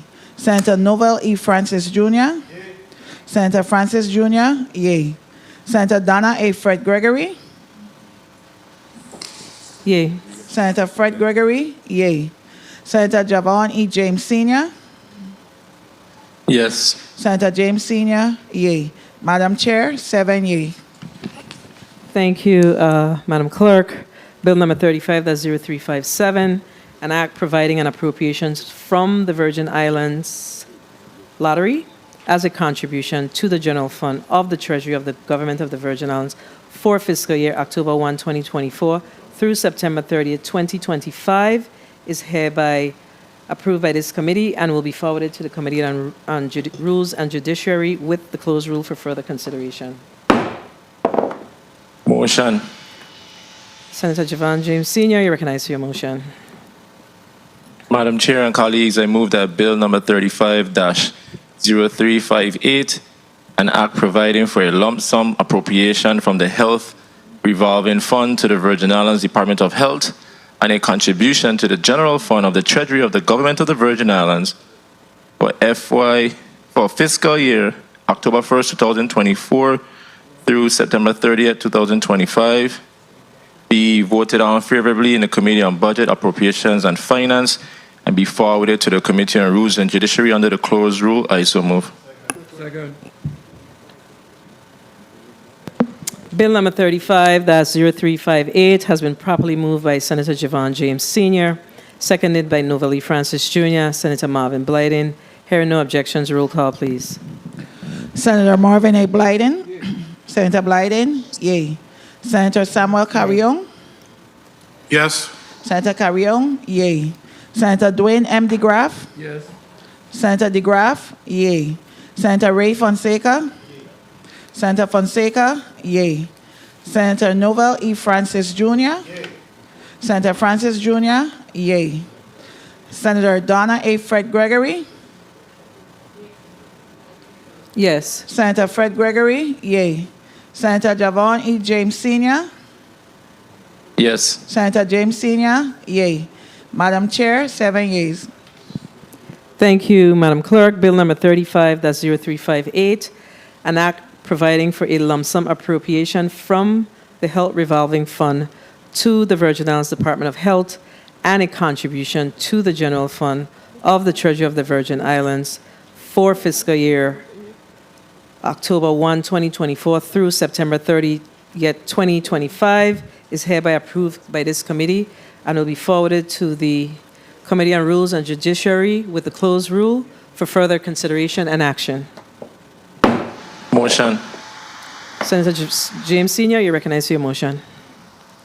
Colleagues, I move that Bill number 35-0360, an act providing an appropriation to the Virgin Islands Taxicab Commission for the fiscal year October 1, 2024 through September 30, 2025 be voted on favorably in the Committee on Budget, Appropriations, and Finance and be forwarded to the Committee on Rules and Judiciary for further consideration under the closed rule. I so move.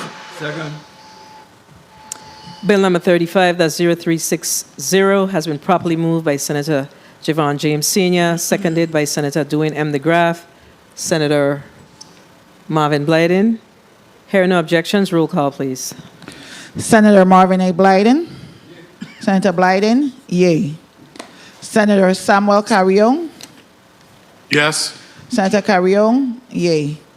Senator Dwayne M. DeGraff, Yes. Senator DeGraff, yay. Senator Ray Fonseca, Senator Fonseca, yay. Senator Novel E. Francis Jr., Senator Francis Jr., yay. Senator Donna A. Fred Gregory, Yes. Senator Fred Gregory, yay. Senator Javon E. James Sr., Yes. Senator James Sr., yay.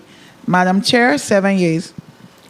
Thank you, Madam Clerk. Bill number 35, that's 0360, an act providing an appropriation to the Virgin Islands Taxicab Commission for the fiscal year October 1, 2024 through September 30th, 2025, is hereby approved by this committee and will be forwarded to the Committee on Rules and Judiciary with the closed rule for further consideration and action. Motion. Senator James Sr., you recognize for your motion. Colleagues, I move that Bill number 35-0361, an act providing an appropriation from the Transportation Trust Fund as a contribution to the general fund of the Treasury of the Virgin Islands and to provide operating expenses for the VI Bureau of Motor Vehicles and the Department of Public Works for the fiscal year October 1, 2024 through September 30th, 2025, be voted on favorably in the Committee on Budget, Appropriations, and Finance, and be forwarded to the Committee on Rules and Judiciary for further consideration. Under the closed rule, I so move. Second. Bill number 35-0361, an act providing an appropriation from the Transportation Trust Fund as a contribution to the general fund of the Treasury of the Virgin Islands and to provide operating expenses for the Virgin Islands Bureau of Motor Vehicle and the Department of Public Works for the fiscal year October 1, 2024 through September 30th, 2025 is hereby approved by this committee and will be forwarded to the Committee on Rules and Judiciary with the closed rule. Okay. What you call it? Up the road. Okay, so let's go back. Bill number 35-0361 has been properly moved by Senator Javon James Sr., seconded by Dwayne M. DeGraff. Hearing no objections, roll call, please. Senator Marvin A. Blyden. Senator Blyden, yea. Senator Samuel Carrion. Yes. Senator Carrion, yea. Senator Dwayne M. DeGraff. Yes. Senator DeGraff, yea. Senator Ray Fonseca. Senator Fonseca, yea. Senator Novel E. Francis Jr. Senator Francis Jr., yea. Senator Donna A. Fred Gregory. Yes. Senator Fred Gregory, yea. Senator Javon E. James Sr. Yes. Senator James Sr., yea. Madam Chair, 7 yeas. Thank you, Madam Clerk. Bill number 35-0361, an act providing an appropriation from the Transportation Trust Fund as a contribution to the general fund of the Treasury of the Virgin Islands and to provide operating expenses for the Virgin Islands Bureau of Motor Vehicles and the Department of Public Works for fiscal year October 1, 2024 through September 30th, 2025 is hereby approved by this committee and will be forwarded to the Committee on Rules and Judiciary with the closed rule for further consideration and action. Motion. Senator Fonseca, you're recognized for your motion. Thank you, Madam Chair. I move Bill number 35-0362, an act providing an appropriation from the Virgin Islands Insurance Guarantee Fund as a contribution to the general fund of the Treasury of the Government of the Virgin Islands for fiscal year ending October 1, 2024 through September 30th, 2025 be voted on favorably by this Committee on Budget, Appropriations, and Finance and forwarded to the Committee on Rules and Judiciary under the closed rule for further consideration and action. I so move. Second. Bill number 35-0362 has been properly moved by Senator Ray Fonseca, seconded by Senator Dwayne M. DeGraff. Senator Marvin Blyden, hearing no objections, roll call, please. Senator Marvin A. Blyden. Senator Blyden, yea. Senator Samuel Carrion. Yes. Senator Carrion, yea. Senator Dwayne M. DeGraff. Yes. Senator DeGraff, yea. Senator Ray Fonseca. Yea. Senator Fonseca, yea. Senator Novel E. Francis Jr. Senator Francis Jr., yea. Senator Donna A. Fred Gregory. Yes. Senator Fred Gregory, yea. Senator Javon E. James Sr. Yes. Senator James Sr., yea. Madam Chair, 7 yeas. Thank you, Madam Clerk. Bill number 35-0362, an act providing an appropriation from the Virgin Islands Insurance Guarantee Fund as a contribution to the general fund of the Treasury of the Government of the Virgin Islands for fiscal year October 1, 2024 through September 30th, 2025 is hereby approved by this committee and will be forwarded to the Committee on Rules and Judiciary with the closed rule for further consideration. Before I recognize the next motion, I think it's important that I explain this particular measure.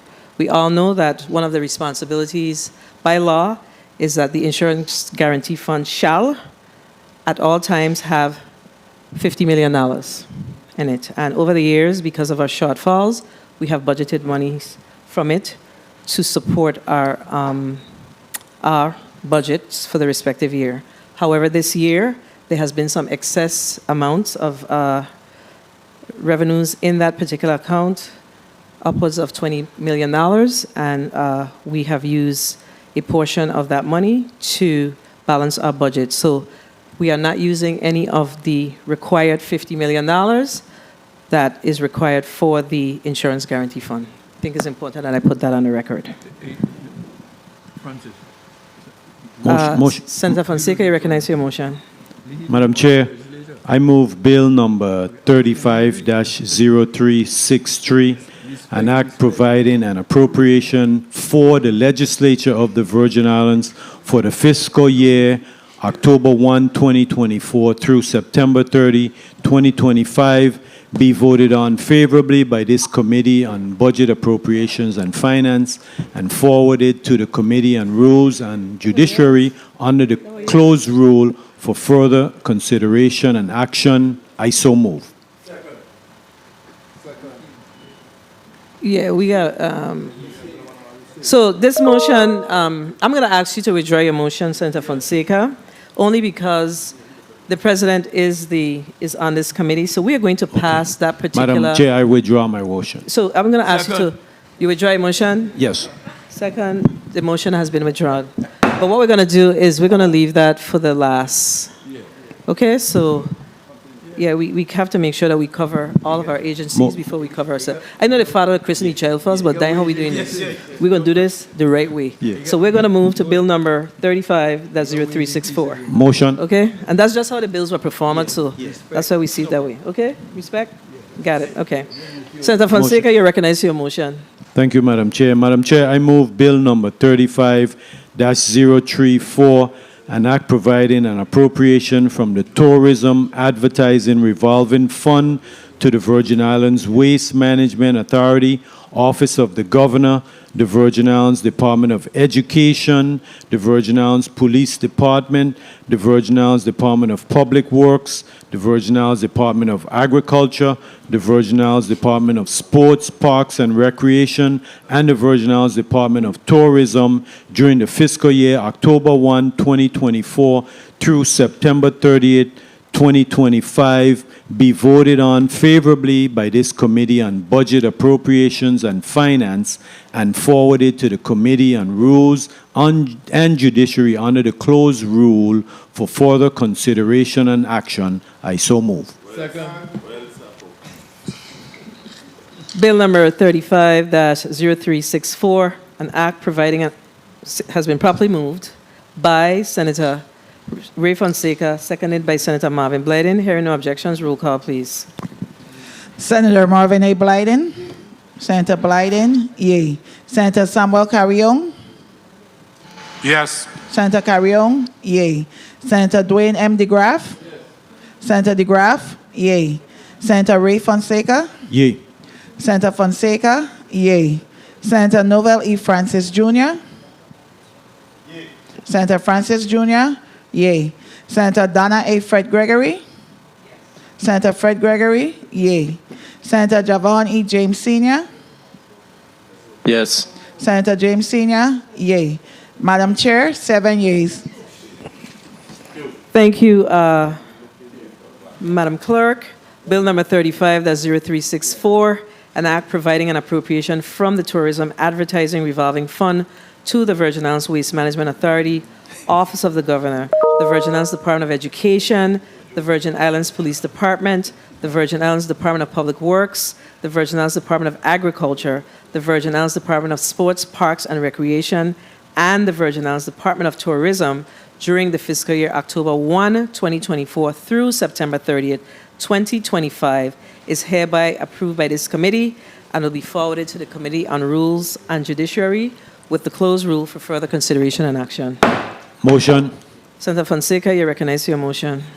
Thank you, Madam Chair. I move Bill number 35-0365, an act providing an appropriation for the operating expenses of the Waste Management Authority from the Sewer Waste Water Fund of the Government of the Virgin Islands for the fiscal year October 1, 2024 through September 30th, 2025 be voted on favorably by this Committee on Budget, Appropriations, and Finance and forwarded to the Committee on Rules and Judiciary under the closed rule for further consideration and action. I so move. Second. Bill number 35-0365, an act has been properly moved by Senator Ray Fonseca, seconded by Senator Marvin Blyden, Senator Dwayne M. DeGraff. Hearing no objections, roll call, please. Senator Marvin A. Blyden. Senator Blyden, yay. Senator Samuel Carrion. Yes. Senator Carrion, yay. Senator Dwayne M. DeGraff. Yes. Senator DeGraff, yay. Senator Ray Fonseca. Yay. Senator Fonseca, yay. Senator Novel E. Francis Jr. Yay. Senator Francis Jr., yay. Senator Donna A. Fred Gregory. Yes. Senator Fred Gregory, yay. Senator Javon E. James Sr. Yes. Senator James Sr., yay. Madam Chair, 7 yeas. Thank you, Madam Clerk. Bill number 35-0365, an act providing an appropriation for the operating expenses of the Waste Management Authority from the Sewer Waste Water Fund of the Government of the Virgin Islands for fiscal year October 1, 2024 through September 30th, 2025 is hereby approved by this committee and will be forwarded to the Committee on Rules and Judiciary with the closed rule for further consideration. Do I hear a motion? Fonseca, you do that one. That's 6-6. Motion. You recognize your motion, Senator Fonseca. Madam Chair, I move Bill number 35-0366, an act providing an 0366, an act providing an appropriation from the General Fund of the Treasury of the Virgin Islands to the District Public Road Fund for fiscal year October 1, 2024 through September 30th, 2025 be voted on favorably by this Committee on Budget, Appropriations, and Finance and forwarded to the Committee on Rules on Judiciary and Judiciary under the closed rule for further consideration and action. I so move. Second. Bill number 35-0366 has been properly moved by Senator Ray Fonseca, seconded by Senator Marvin Blyden and Senator Dwayne M. DeGraff. Hearing no objections, roll call, please. Senator Marvin A. Blyden. Yay. Senator Blyden, yay. Senator Samuel Carrion. Yes. Senator Carrion, yay. Senator Dwayne M. DeGraff. Yes. Senator DeGraff, yay. Senator Ray Fonseca. Yay. Senator Fonseca, yay. Senator Novel E. Francis Jr. Yay. Senator Francis Jr., yay. Senator Donna A. Fred Gregory. Yay. Senator Fred Gregory, yay. Senator Javon E. James Sr. Yes. Senator James Sr., yay. Madam Chair, 7 yeas. Thank you, Madam Clerk. Bill number 35-0366, an act providing an appropriation from the General Fund of the Treasury of the Virgin Islands to the District Public Road Fund for fiscal year October 1, 2024 through September 30th, 2025 is hereby approved and will be by this committee and will be forwarded to the Committee on Rules and Judiciary with the closed rule for further consideration and action. All right, so colleagues, we have moved this along. We have two bills within this particular block that requires some additional work. So I am going to take a recess for 20 minutes. The committee stands in recess until about 1:15, 1:20. Only three blocks, three bills.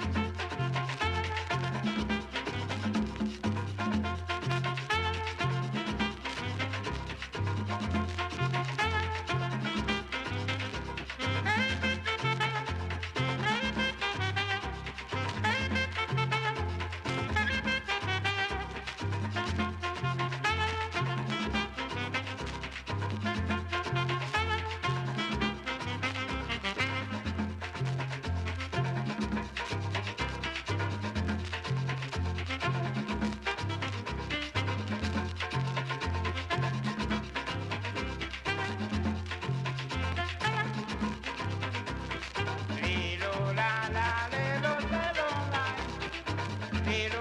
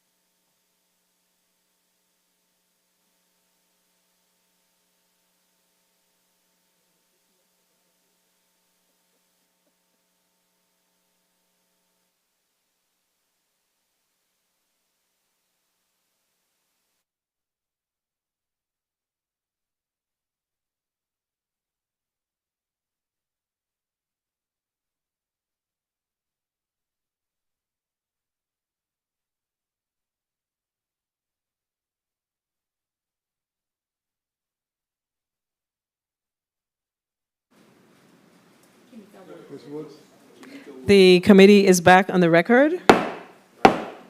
And of course, we're asking the community to be very patient with us as we go through this process today. There's a lot of moving targets as we work on making sure that we finalize our budget. So please be patient with us, but trust me, we're going to get through this today. All right. Do I hear a motion? Senator DeGraff, you're recognized for your motion.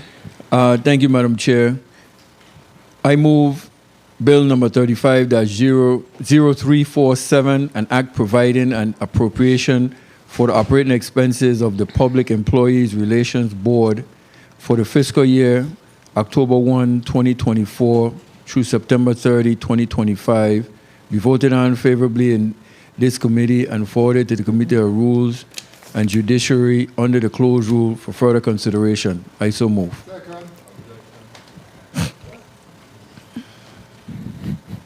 Bill number 35-0347 has been properly moved by Senator Dwayne M. DeGraff, seconded by Senator Marvin Blyden, Senator Novalee Francis, and Senator Ray Fonseca. Hearing no objections, roll call, please. Senator Marvin A. Blyden.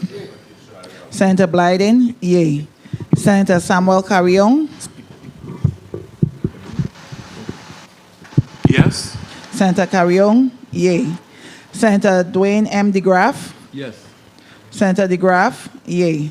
Senator Ray Fonseca. Senator Fonseca, yea. Senator Novel E. Francis Jr. Senator Francis Jr., yea. Senator Donna A. Fred Gregory. Yes. I need a close roll. Senator Donna A. Fred Gregory. Yes. Senator Fred Gregory, yea. Senator Javon E. James Sr. Yes. Senator James Sr., yea. Madam Chair, 7 yeas.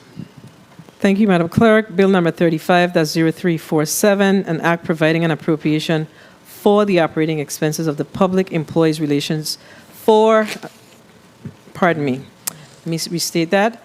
Bill number 35-0347, an act providing an appropriation for the operating expenses of the Public Employees Relations Board for fiscal year October 1, 2024 through September 30th, 2025 is hereby approved by this committee and will be forwarded to the Committee on Rules and Judiciary with the closed rule for further consideration.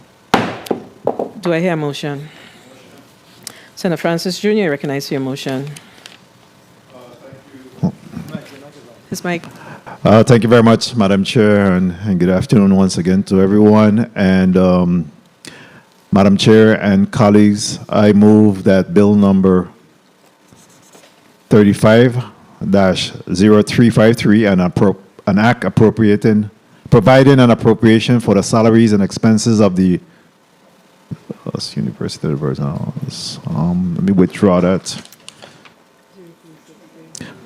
0363.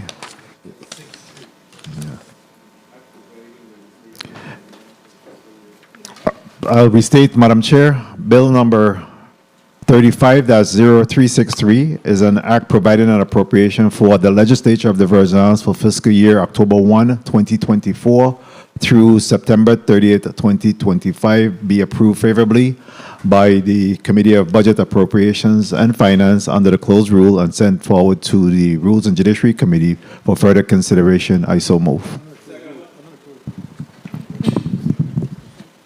Bill number 35-0363, an act providing an appropriation for the Legislature of the Virgin Islands for the fiscal year October 1, 2024 through September 30th, 2025 is hereby approved by this committee and will be forwarded to the Committee on Rules and the Judiciary with the closed rule for further consideration and action. Roll call.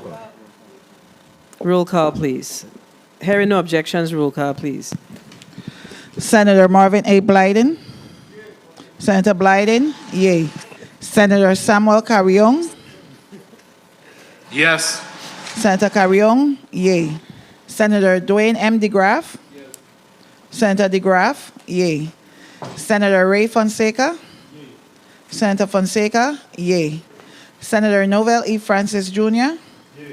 Senator Francis Jr., yea. Senator Donna A. Fred Gregory. Yes. Senator Fred Gregory, yea. Senator Javon E. James Sr. Yes. Senator James Sr., yea. Madam Chair, 7 yeas. Thank you, Madam Clerk. Bill number 35-0363, an act providing an appropriation for the Legislature of the Virgin Islands for the fiscal year October 1, 2024 through September 30th, 2025 is hereby approved by this committee and will be forwarded to the Committee on Rules and Judiciary with the closed rule for further consideration and action. Senator Francis Jr., you recognize your point of personal privilege. Thank you, Madam Chair. I just wanted to, for the record, indicate to the viewing and listening audience as well as my colleagues that bill number 35-0363, which is the appropriation for the Legislature of the Virgin Islands again, being good stewards and understanding the revenue challenges throughout the community, that we maintain the same FY 2024 amount, as well as, of course, there is a central staff increases, which is a sliding scale for the central staff increases as we continue to work towards the merit system within the first branch of government. Additionally, there is the mandated observance that we're required to put on, as well as capital outlay for the upgrades of our computerization and agenda and other requirements to provide information and data to the public in regards to legislative hearing upgrades in that area. However, the bottom line remains the same as fiscal year 2024. Thank you for this opportunity. Thank you, Senator Francis, for your point of personal privilege. I know that my colleague Savanero definitely appreciates the fact that we have included wage increases for our employees. Most times, central staff. Most times, the legislature keeps itself as last, but it's important that we do the work, support the people that do the work to make it possible for us to be here as well. All right, colleagues, we have exhausted. And if we haven't, please help me out here, because this is an extensive discussion today. We have exhausted block one. We may have to make one adjustment. One of our colleagues shared that there is, and it is important for us to just put these things on the record, share that we have sewage running through Charlotte Mali. Okay? And all of us know that that is occurring. So we have approved bill number 35.0363, but we're going to work to make an amendment. So we're going to ask that there's a motion for reconsideration at some point. 0351. No, it's 0363. 0365. That's a wastewater fund, correct? 0365, the wastewater fund. We'll make some amendments to that so we can make sure that we are able to address the sewage challenge that we have in the St. Thomas District. But I continue to urge my colleagues as we go through this process that while we're in markup, that we really have these discussions before we get to the floor. But we know this is important to our people, and in the opening statement, when we spoke about the fact that what's important to us is ensuring that we are taking care of our citizenry. All right, so colleagues, we are going to move to block 2. And we're going to go to a 3-minute round in block 2. But, so what we're going to perhaps have to do is do a block 3, because we do have some of our budget bills that we're still waiting to come up. So what we will do is move forward in as much as possible, colleagues, with block 3. Block 2, we do have some revenue generating. There's one that we have currently that's already performed and ready to roll, ready to move.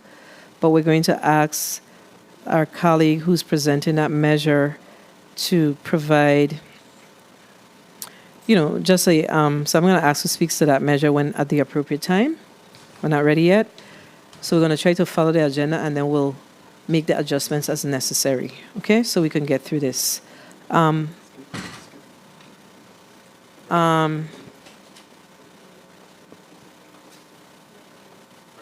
Yes, I have to recognize the presence of Senator Angel Bulkas and Senator Kenneth L. Gittins. Thank you for being here. Senator Gittins has actually been with us working on the adjustments. So we're going to move forward with block number 2. Block number 2 is already read into the record. So we're going to move forward with block number 2 in as much as possible. So we're going to call up the first bill. The bills were already called up when we opened the meeting. So do I hear a motion?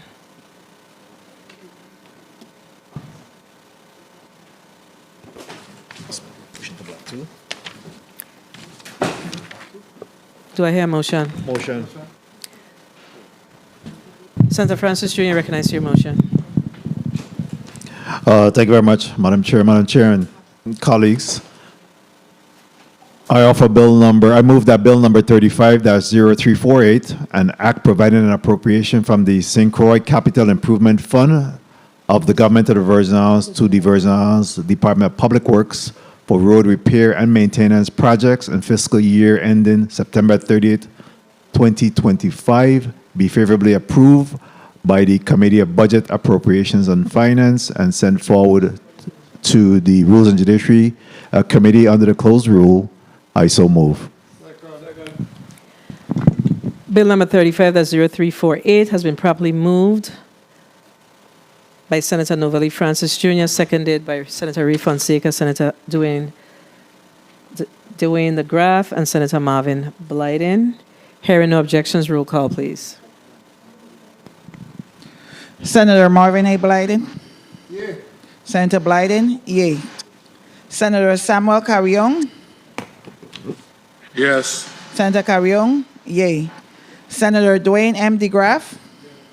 Senator DeGraff? Yay. Senator Ray Fonseca? Senator Fonseca? Yay. Senator Novell E. Francis Jr.? Yay. Senator Francis Jr.? Yay. Senator Donna A. Fred Gregory? Yes. Senator Fred Gregory? Yay. Senator Javon E. James Sr.? Yes. Senator James Sr.? Yay. Madam Chair, 7 yeas. Thank you, Madam Clerk. Bill number 35-0348, an act providing an appropriation from the St. Croix Capital Improvement Fund of the Government of the Virgin Islands to the Virgin Islands Department of Public Works for road repair and maintenance projects in the fiscal year ending September 30th, 2025, has been favorably approved by this committee and will be forwarded to the Committee on Rules and Judiciary with the closed rule for further consideration and action. Do I hear a motion? Motion. I see a motion. Thank you, Madam Chair. Madam Chair, I move that bill number, oh my God.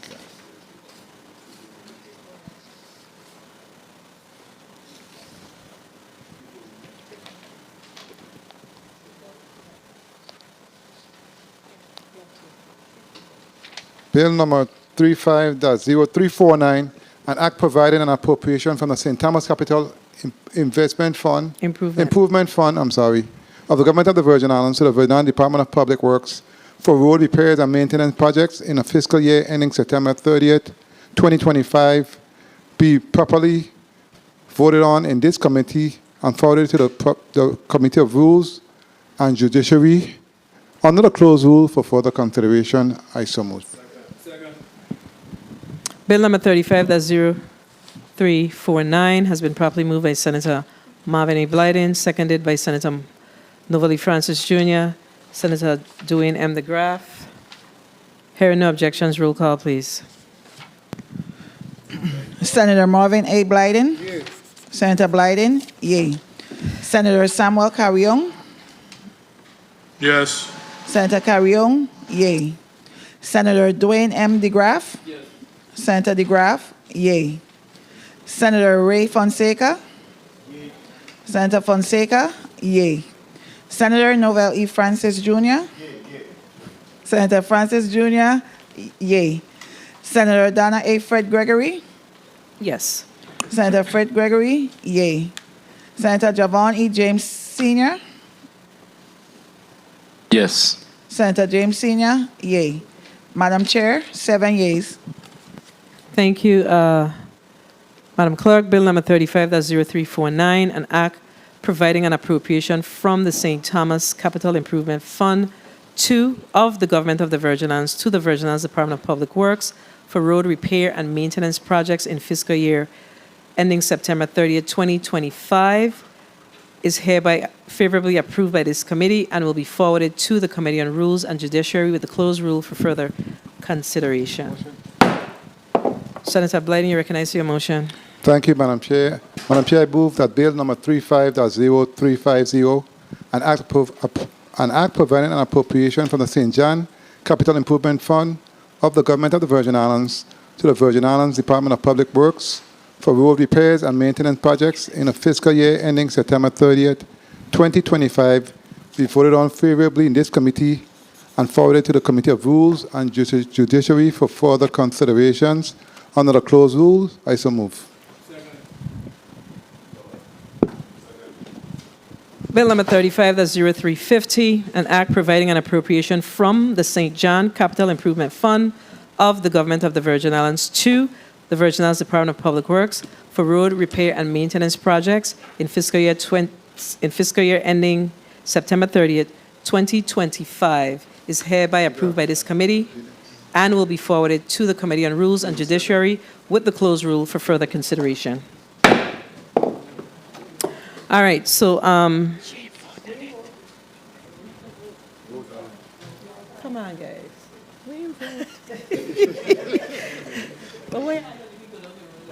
Oh man. So my apologies. So we did not vote on this. So roll call, please. Yes. Senator Marvin A. Blyden? Yea. Senator Blyden, yea. Senator Samuel Carrion? Yes. Senator Carrion, yes. Senator Dwayne M. DeGraff? Yes. Senator DeGraff, yes. Senator Ray Fonseca? Yes. Senator Fonseca, yeah. Senator Novelli Francis Jr.? Senator Francis Jr., yeah. Senator Donna Fred Gregory? Yes. Senator Fred Gregory, yes. Senator Javani James Sr.? Yes. Senator James Sr., yes. Madam Chair, 7 yeas. No. Thank you, Madam Clerk. Bill number 35-0350, an act providing an appropriation from the St. John Capital Improvement Fund of the Government of the Virgin Islands to the Virgin Islands Department of Public Works for road repair and maintenance projects in the fiscal year ending September 30th, 2025, is hereby approved by this committee and will be forwarded to the Committee on Rules and Judiciary with the closed rule for further consideration. I'm ponging the gavel again. Thank you. And that's because I actually ponged the gavel before the vote. Okay? All right. So we have about 7 more measures in this, a few more measures in this particular block. However, we are awaiting some additional information. So we're going to move to Bill number 35-0272. Who speaks to that measure?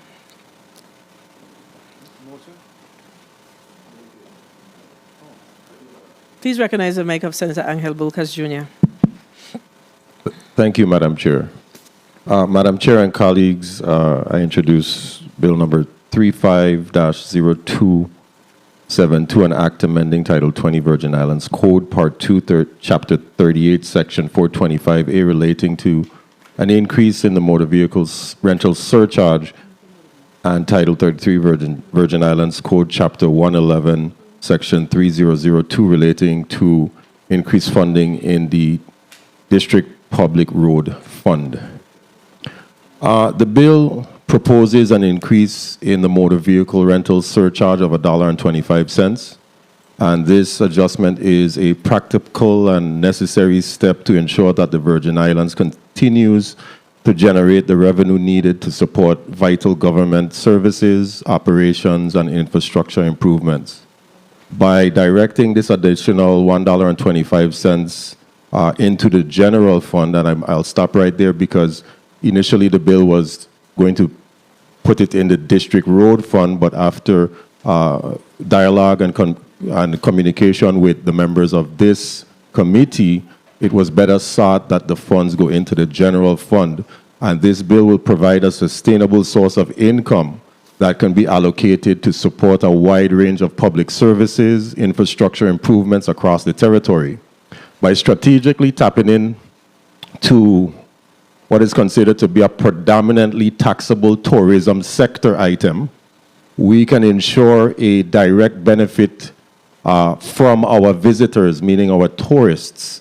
And this revenue generated from this surcharge will help our general fund without critically burdening our local taxpayers, as the lion's share of the tax that is collected is predominantly tourism-based and not local-based. Predominantly tourism-based. This measure has the potential to generate about $900,000 to $1 million every fiscal year into the government coffers of the Virgin Islands. So I strongly believe that this is a win-win approach, both for residents and the government of the Virgin Islands. I ask for your support on this measure for Bill number 35-0272, colleagues. Thank you, Madam Chair.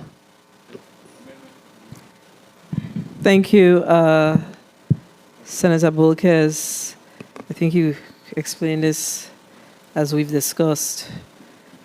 And we all know the one thing that you didn't say is when we travel to the mainland and we rent vehicles in the mainland, they got every fee you could think of under the sun.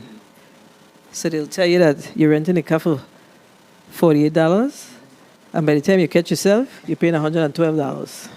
So this is a minimal amount of money.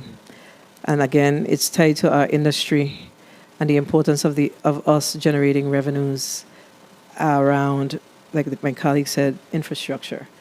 So I heard an amendment, so let's hear from Senator DeGraff. You're recognized for your amendment. Please recognize Senator DeGraff's mic. Thank you, Madam Chair. I move amendment number 35-999 to Bill number 35-0272.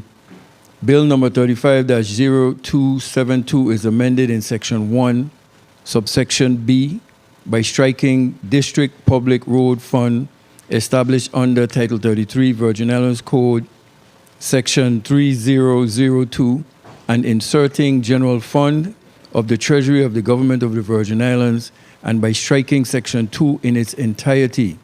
I so move.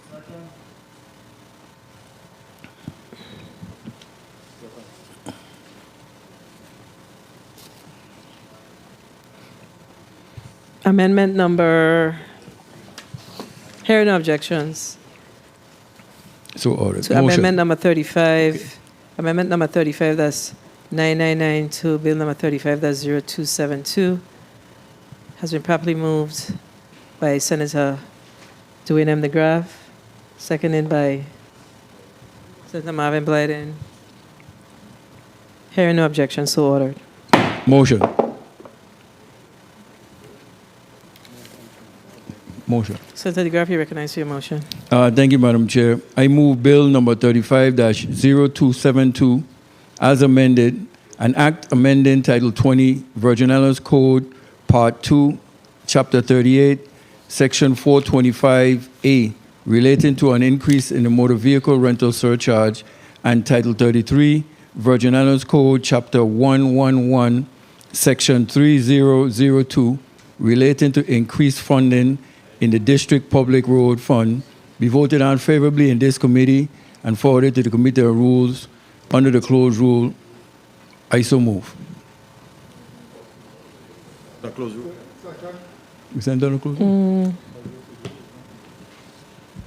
I say Committee of Rules.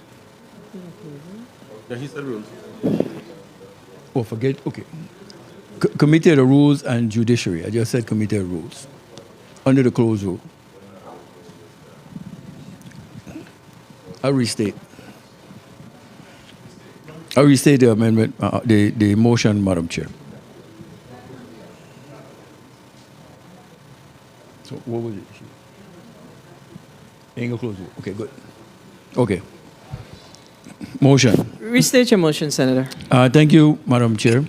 I move Bill number 35-0272, an act amended Title 20 Virgin Islands Code, Part 2, Chapter 38, Section 425A, relating to an increase in the motor vehicle rental surcharge, and Title 33 Virgin Islands Code, Chapter 111, Section 3002, relating to increased funding in the District Public Road Fund as amended, be forwarded to the Committee of Rules and Judiciary for further consideration. I so move.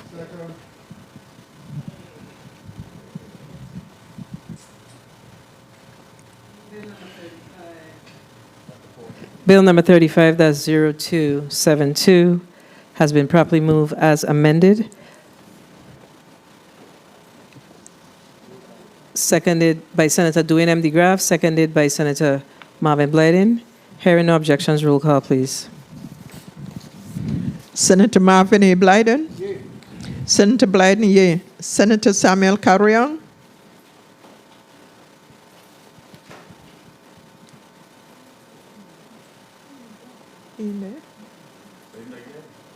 Senator Samuel Carrion? Yes. Senator Carrion, yes.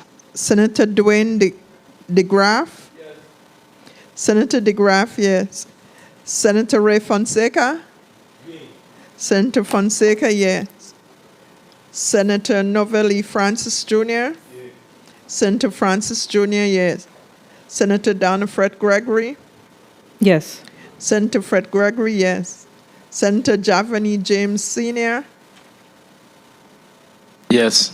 Senator James Sr., yes. Madam Chair, 7 yeas. Thank you, Madam Clerk. Bill number 35-0272. An act amending Title 20, Virgin Islands Code, Part 2, Chapter 38, Section 425A, relating to an increase in the motor vehicle rental surcharge, and Title 33, Virgin Islands Code, Chapter 111, Section 3002, relating to increased funding in the District Public Road Fund, as amended, has been properly moved by this committee, favorably approved by this committee, and would be forwarded to the Rules Committee, Rules and Judiciary Committee for further consideration and action. All right, you're recognized for your point of personal privilege, Senator Bulkes. Thank you, Madam Chair. Madam Chair and colleagues, I would like to say thank you all for voting on this measure and supporting it, as it will help with revenue generation for the general fund. And I appreciate all of the work that has been done by this committee in balancing this budget. And we know throughout this whole entire process how critical it has been to balance the budget and the challenges associated with balancing the budget, pertinent to not having enough revenues and funds to be able to accommodate every single department, agency, program, etc. So I hope that in the near future, this addition to what is going to be considered to appropriate additional funds to the general fund will help make things a bit more easier. Thank you, Madam Chair. Thank you, Senator Bulkes. And I just would like to add that as we look at the revenue sheet, it's our fervent hope that this measure will, in fact, move through the legislature because we have utilized the projections of some $850,000 to support the 2025 budget. That's what we're projecting that this measure will yield in FY 2025 at minimum. Okay, so I wanted to make sure we put on the record. So this number was used to build our 25 budget. Okay, all right. Let's see. All right, so I know that I have a few colleagues that, because we're moving through the process, we had our discussions earlier this morning, so I don't know if I see Senator Gittins here, so in order to be fair, I would allow our Senator, did I recognize you, Senator Carla Joseph? Senator Joseph, thank you for being here, non-committee member. We'll allow you 4 minutes like we allowed our colleagues earlier this morning. Since you came to the committee meeting, we appreciate you being here. So we're going to start with Senator Gittins. Yes, you're recognized for your 4 minutes. Thank you, Madam Chair, and good afternoon to all. I really wanted to express my sincere gratitude and thanks to not only the chair of this committee, but the vice chair, Senators Donna Fred Gregory and Novelli Francis, and the entire membership of the Budget and Appropriations Committee and all other senators who have sat in and put the hard work into getting this year's budget done. You know, I really looked at it and was a little taken aback. As you know, we lost our budget director just at the beginning of the budget process this year. But one thing you all did as a body or as a committee was carried through admirably. And I just wanted to publicly say thank you and for the guidance that the chair and vice chair have put forward and kept us focused. You know, so not to cloudy the water or anything like that, I'll leave my comments there until the Rules and Judiciary hearing tomorrow. But overall, I want to really say thank you to all my colleagues. Thank you, Madam Chair, and let's continue the good work to ensure that the people of the Virgin Islands are properly paid, our projects are properly funded, and we simply get by this year with God's continued grace and blessings. Thank you. All right, thank you. Thank you, Senator Gittins. Thank you for your commentary. There was one word that you used that have to take me back a little bit when you talk about cloudy. We ain't cloudy nothing. We up the road. All right. So we're going to use this time to recognize Senator Carla J. Joseph. You're recognized for your 4 minutes, Senator Joseph. Thank you so kindly, Madam Chair. A pleasant good day to the listening public and our central staff and all Virgin Islanders.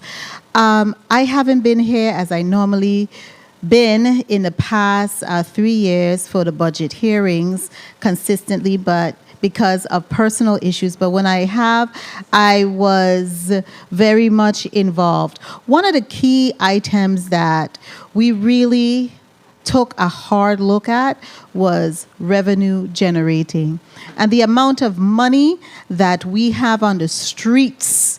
When I saw that astounding number of $13 million in bounce check from 2013, $13 million in bounce check from 2020 to 2024, I was greatly disturbed. Now, today in a newspaper, you have a listing of all of the delinquent property taxes that are out there. How do people think this government run? It doesn't run from trees. The islands are very green, but our coffers are not green. Our coffers are not green. People need to pay their fair share of taxes. That's how the government can run. We are talking about bread and butter issues to help our low-income people get housing, our elders and our young children, two segments of our community that is in dire need. And how do we get that? By persons collecting and paying their taxes when they need to. We can't say we want to have the sewages fixed and et cetera, if we don't have the money. You have to have money. The Word of God says money solves problems. And we have a lot of problems right here in the Virgin Islands. And how do we solve it? By money. You render to Caesar what belongs to Caesar, and you render to God what belongs to God. The property taxes are what you pay, and you pay your income taxes and your gross receipt taxes. It is very vital. We are going begging. I feel so ashamed sometimes when we go begging to the federal government for money, and we have money on the streets. And we have to be able to draw down on the federal money. We have $68 million. We've been busting our heads in markup to try to get this budget balanced. and meet the needs, the very needs of our people. So we are here doing the very best we can collectively. We are very hopeful that the executive branch would do their part too. When we work together, we communicate respectfully, and we collaborate respectfully, we can find common ground. I am very much a believer that we can do all things. We can do all things through Christ who strengthens us. So please, I'm making that plea that we do our very best to pay the property taxes. Is in the newspaper. I feel so ashamed. 1 minute. So I really want to commend the committee. I want to commend the chairwoman for inviting me to be a part of the discussion. I hope my discussion was valuable. I even volunteered to offer services, and she had it under control. So I just want to say I really appreciate the opportunity to continue to learn. Thank you kindly, Madam Chair, for the opportunity to speak. Thank you, Senator Joseph. And I have to agree with your sentiments that our taxes, property taxes have to be paid. But I think what's equally as important is all taxes. So all taxes has to be paid, because you know that every year we make a commitment to pay X number of dollars in our income taxes that we are required to pay out, and we take that off the top as we work on our budget. So this year, I think, last year I think we took off 60 million. However, if we're not generating the taxes, then it's difficult. But I'm glad that you brought it up, because it's important that we communicate with our community what it means when others don't pay their taxes, and it makes it difficult for you who have paid your taxes and who's due a refund to, in fact, get your refund. So the Bureau of Internal Revenue does have some, I don't remember what the amount is, but it's a lot of money. I think it's 300 million. It was like $300+ million on the street. So same challenges. So this is what we have to do to make sure that we are able to balance our budget. If we know we're a small geographical location, but if we are able to get some of our taxes that are owed to the community, then we could pay retroactive. Yes. All these things will become a lot easier for us. So I'm glad that you brought it up, because a lot of times we don't want to talk about these things, but it's important to really get in front of it and talk about it. But the one thing that I missed this morning, and I'm glad that you came, and Senator Capehart, is that we had three senators that were non-committee members that actually supported our work throughout the season. That was Senator Diane Capehart, Senator Kenneth L. Gittins, and Senator Franklin Johnson. So I just want to also thank them and Senator Joseph, and Senator Carl Joseph. Not to forget you, and Senator Carl Joseph. I just want to thank you for, the supporting work that you did with this work that we did in this committee. So we are still waiting for some additional bills, so we are going to have to take another recess to ensure that we are able to wrap this up. But we are very close to completion. Our big budget bill we will vote on that when we return, and a few other measures that's before us. Okay, so the Committee on Budget, Appropriations, and Finance will stand in recess.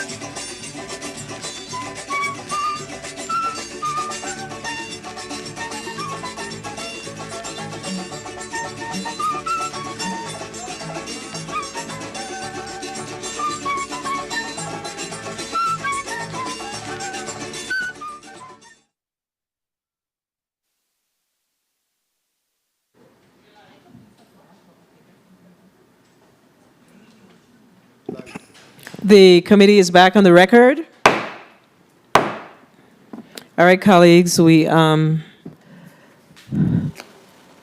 decided that because we have some matters that still remain in our legal counsel office, that we want to make sure that the numbers that we have are tight, are correct and tight. So we have a few more measures that need to come out of our legal counsel office. So what we're going to do, we're going to recess today's meeting until tomorrow morning, September 26, 2024, at 9 a.m. tomorrow morning. And tomorrow morning is Thursday, September 26, 2024, 9 a.m. Okay? So the Committee of Budget, Appropriations, and Finance is hereby in recess until Thursday, September 26, 2024, at 9 a.m.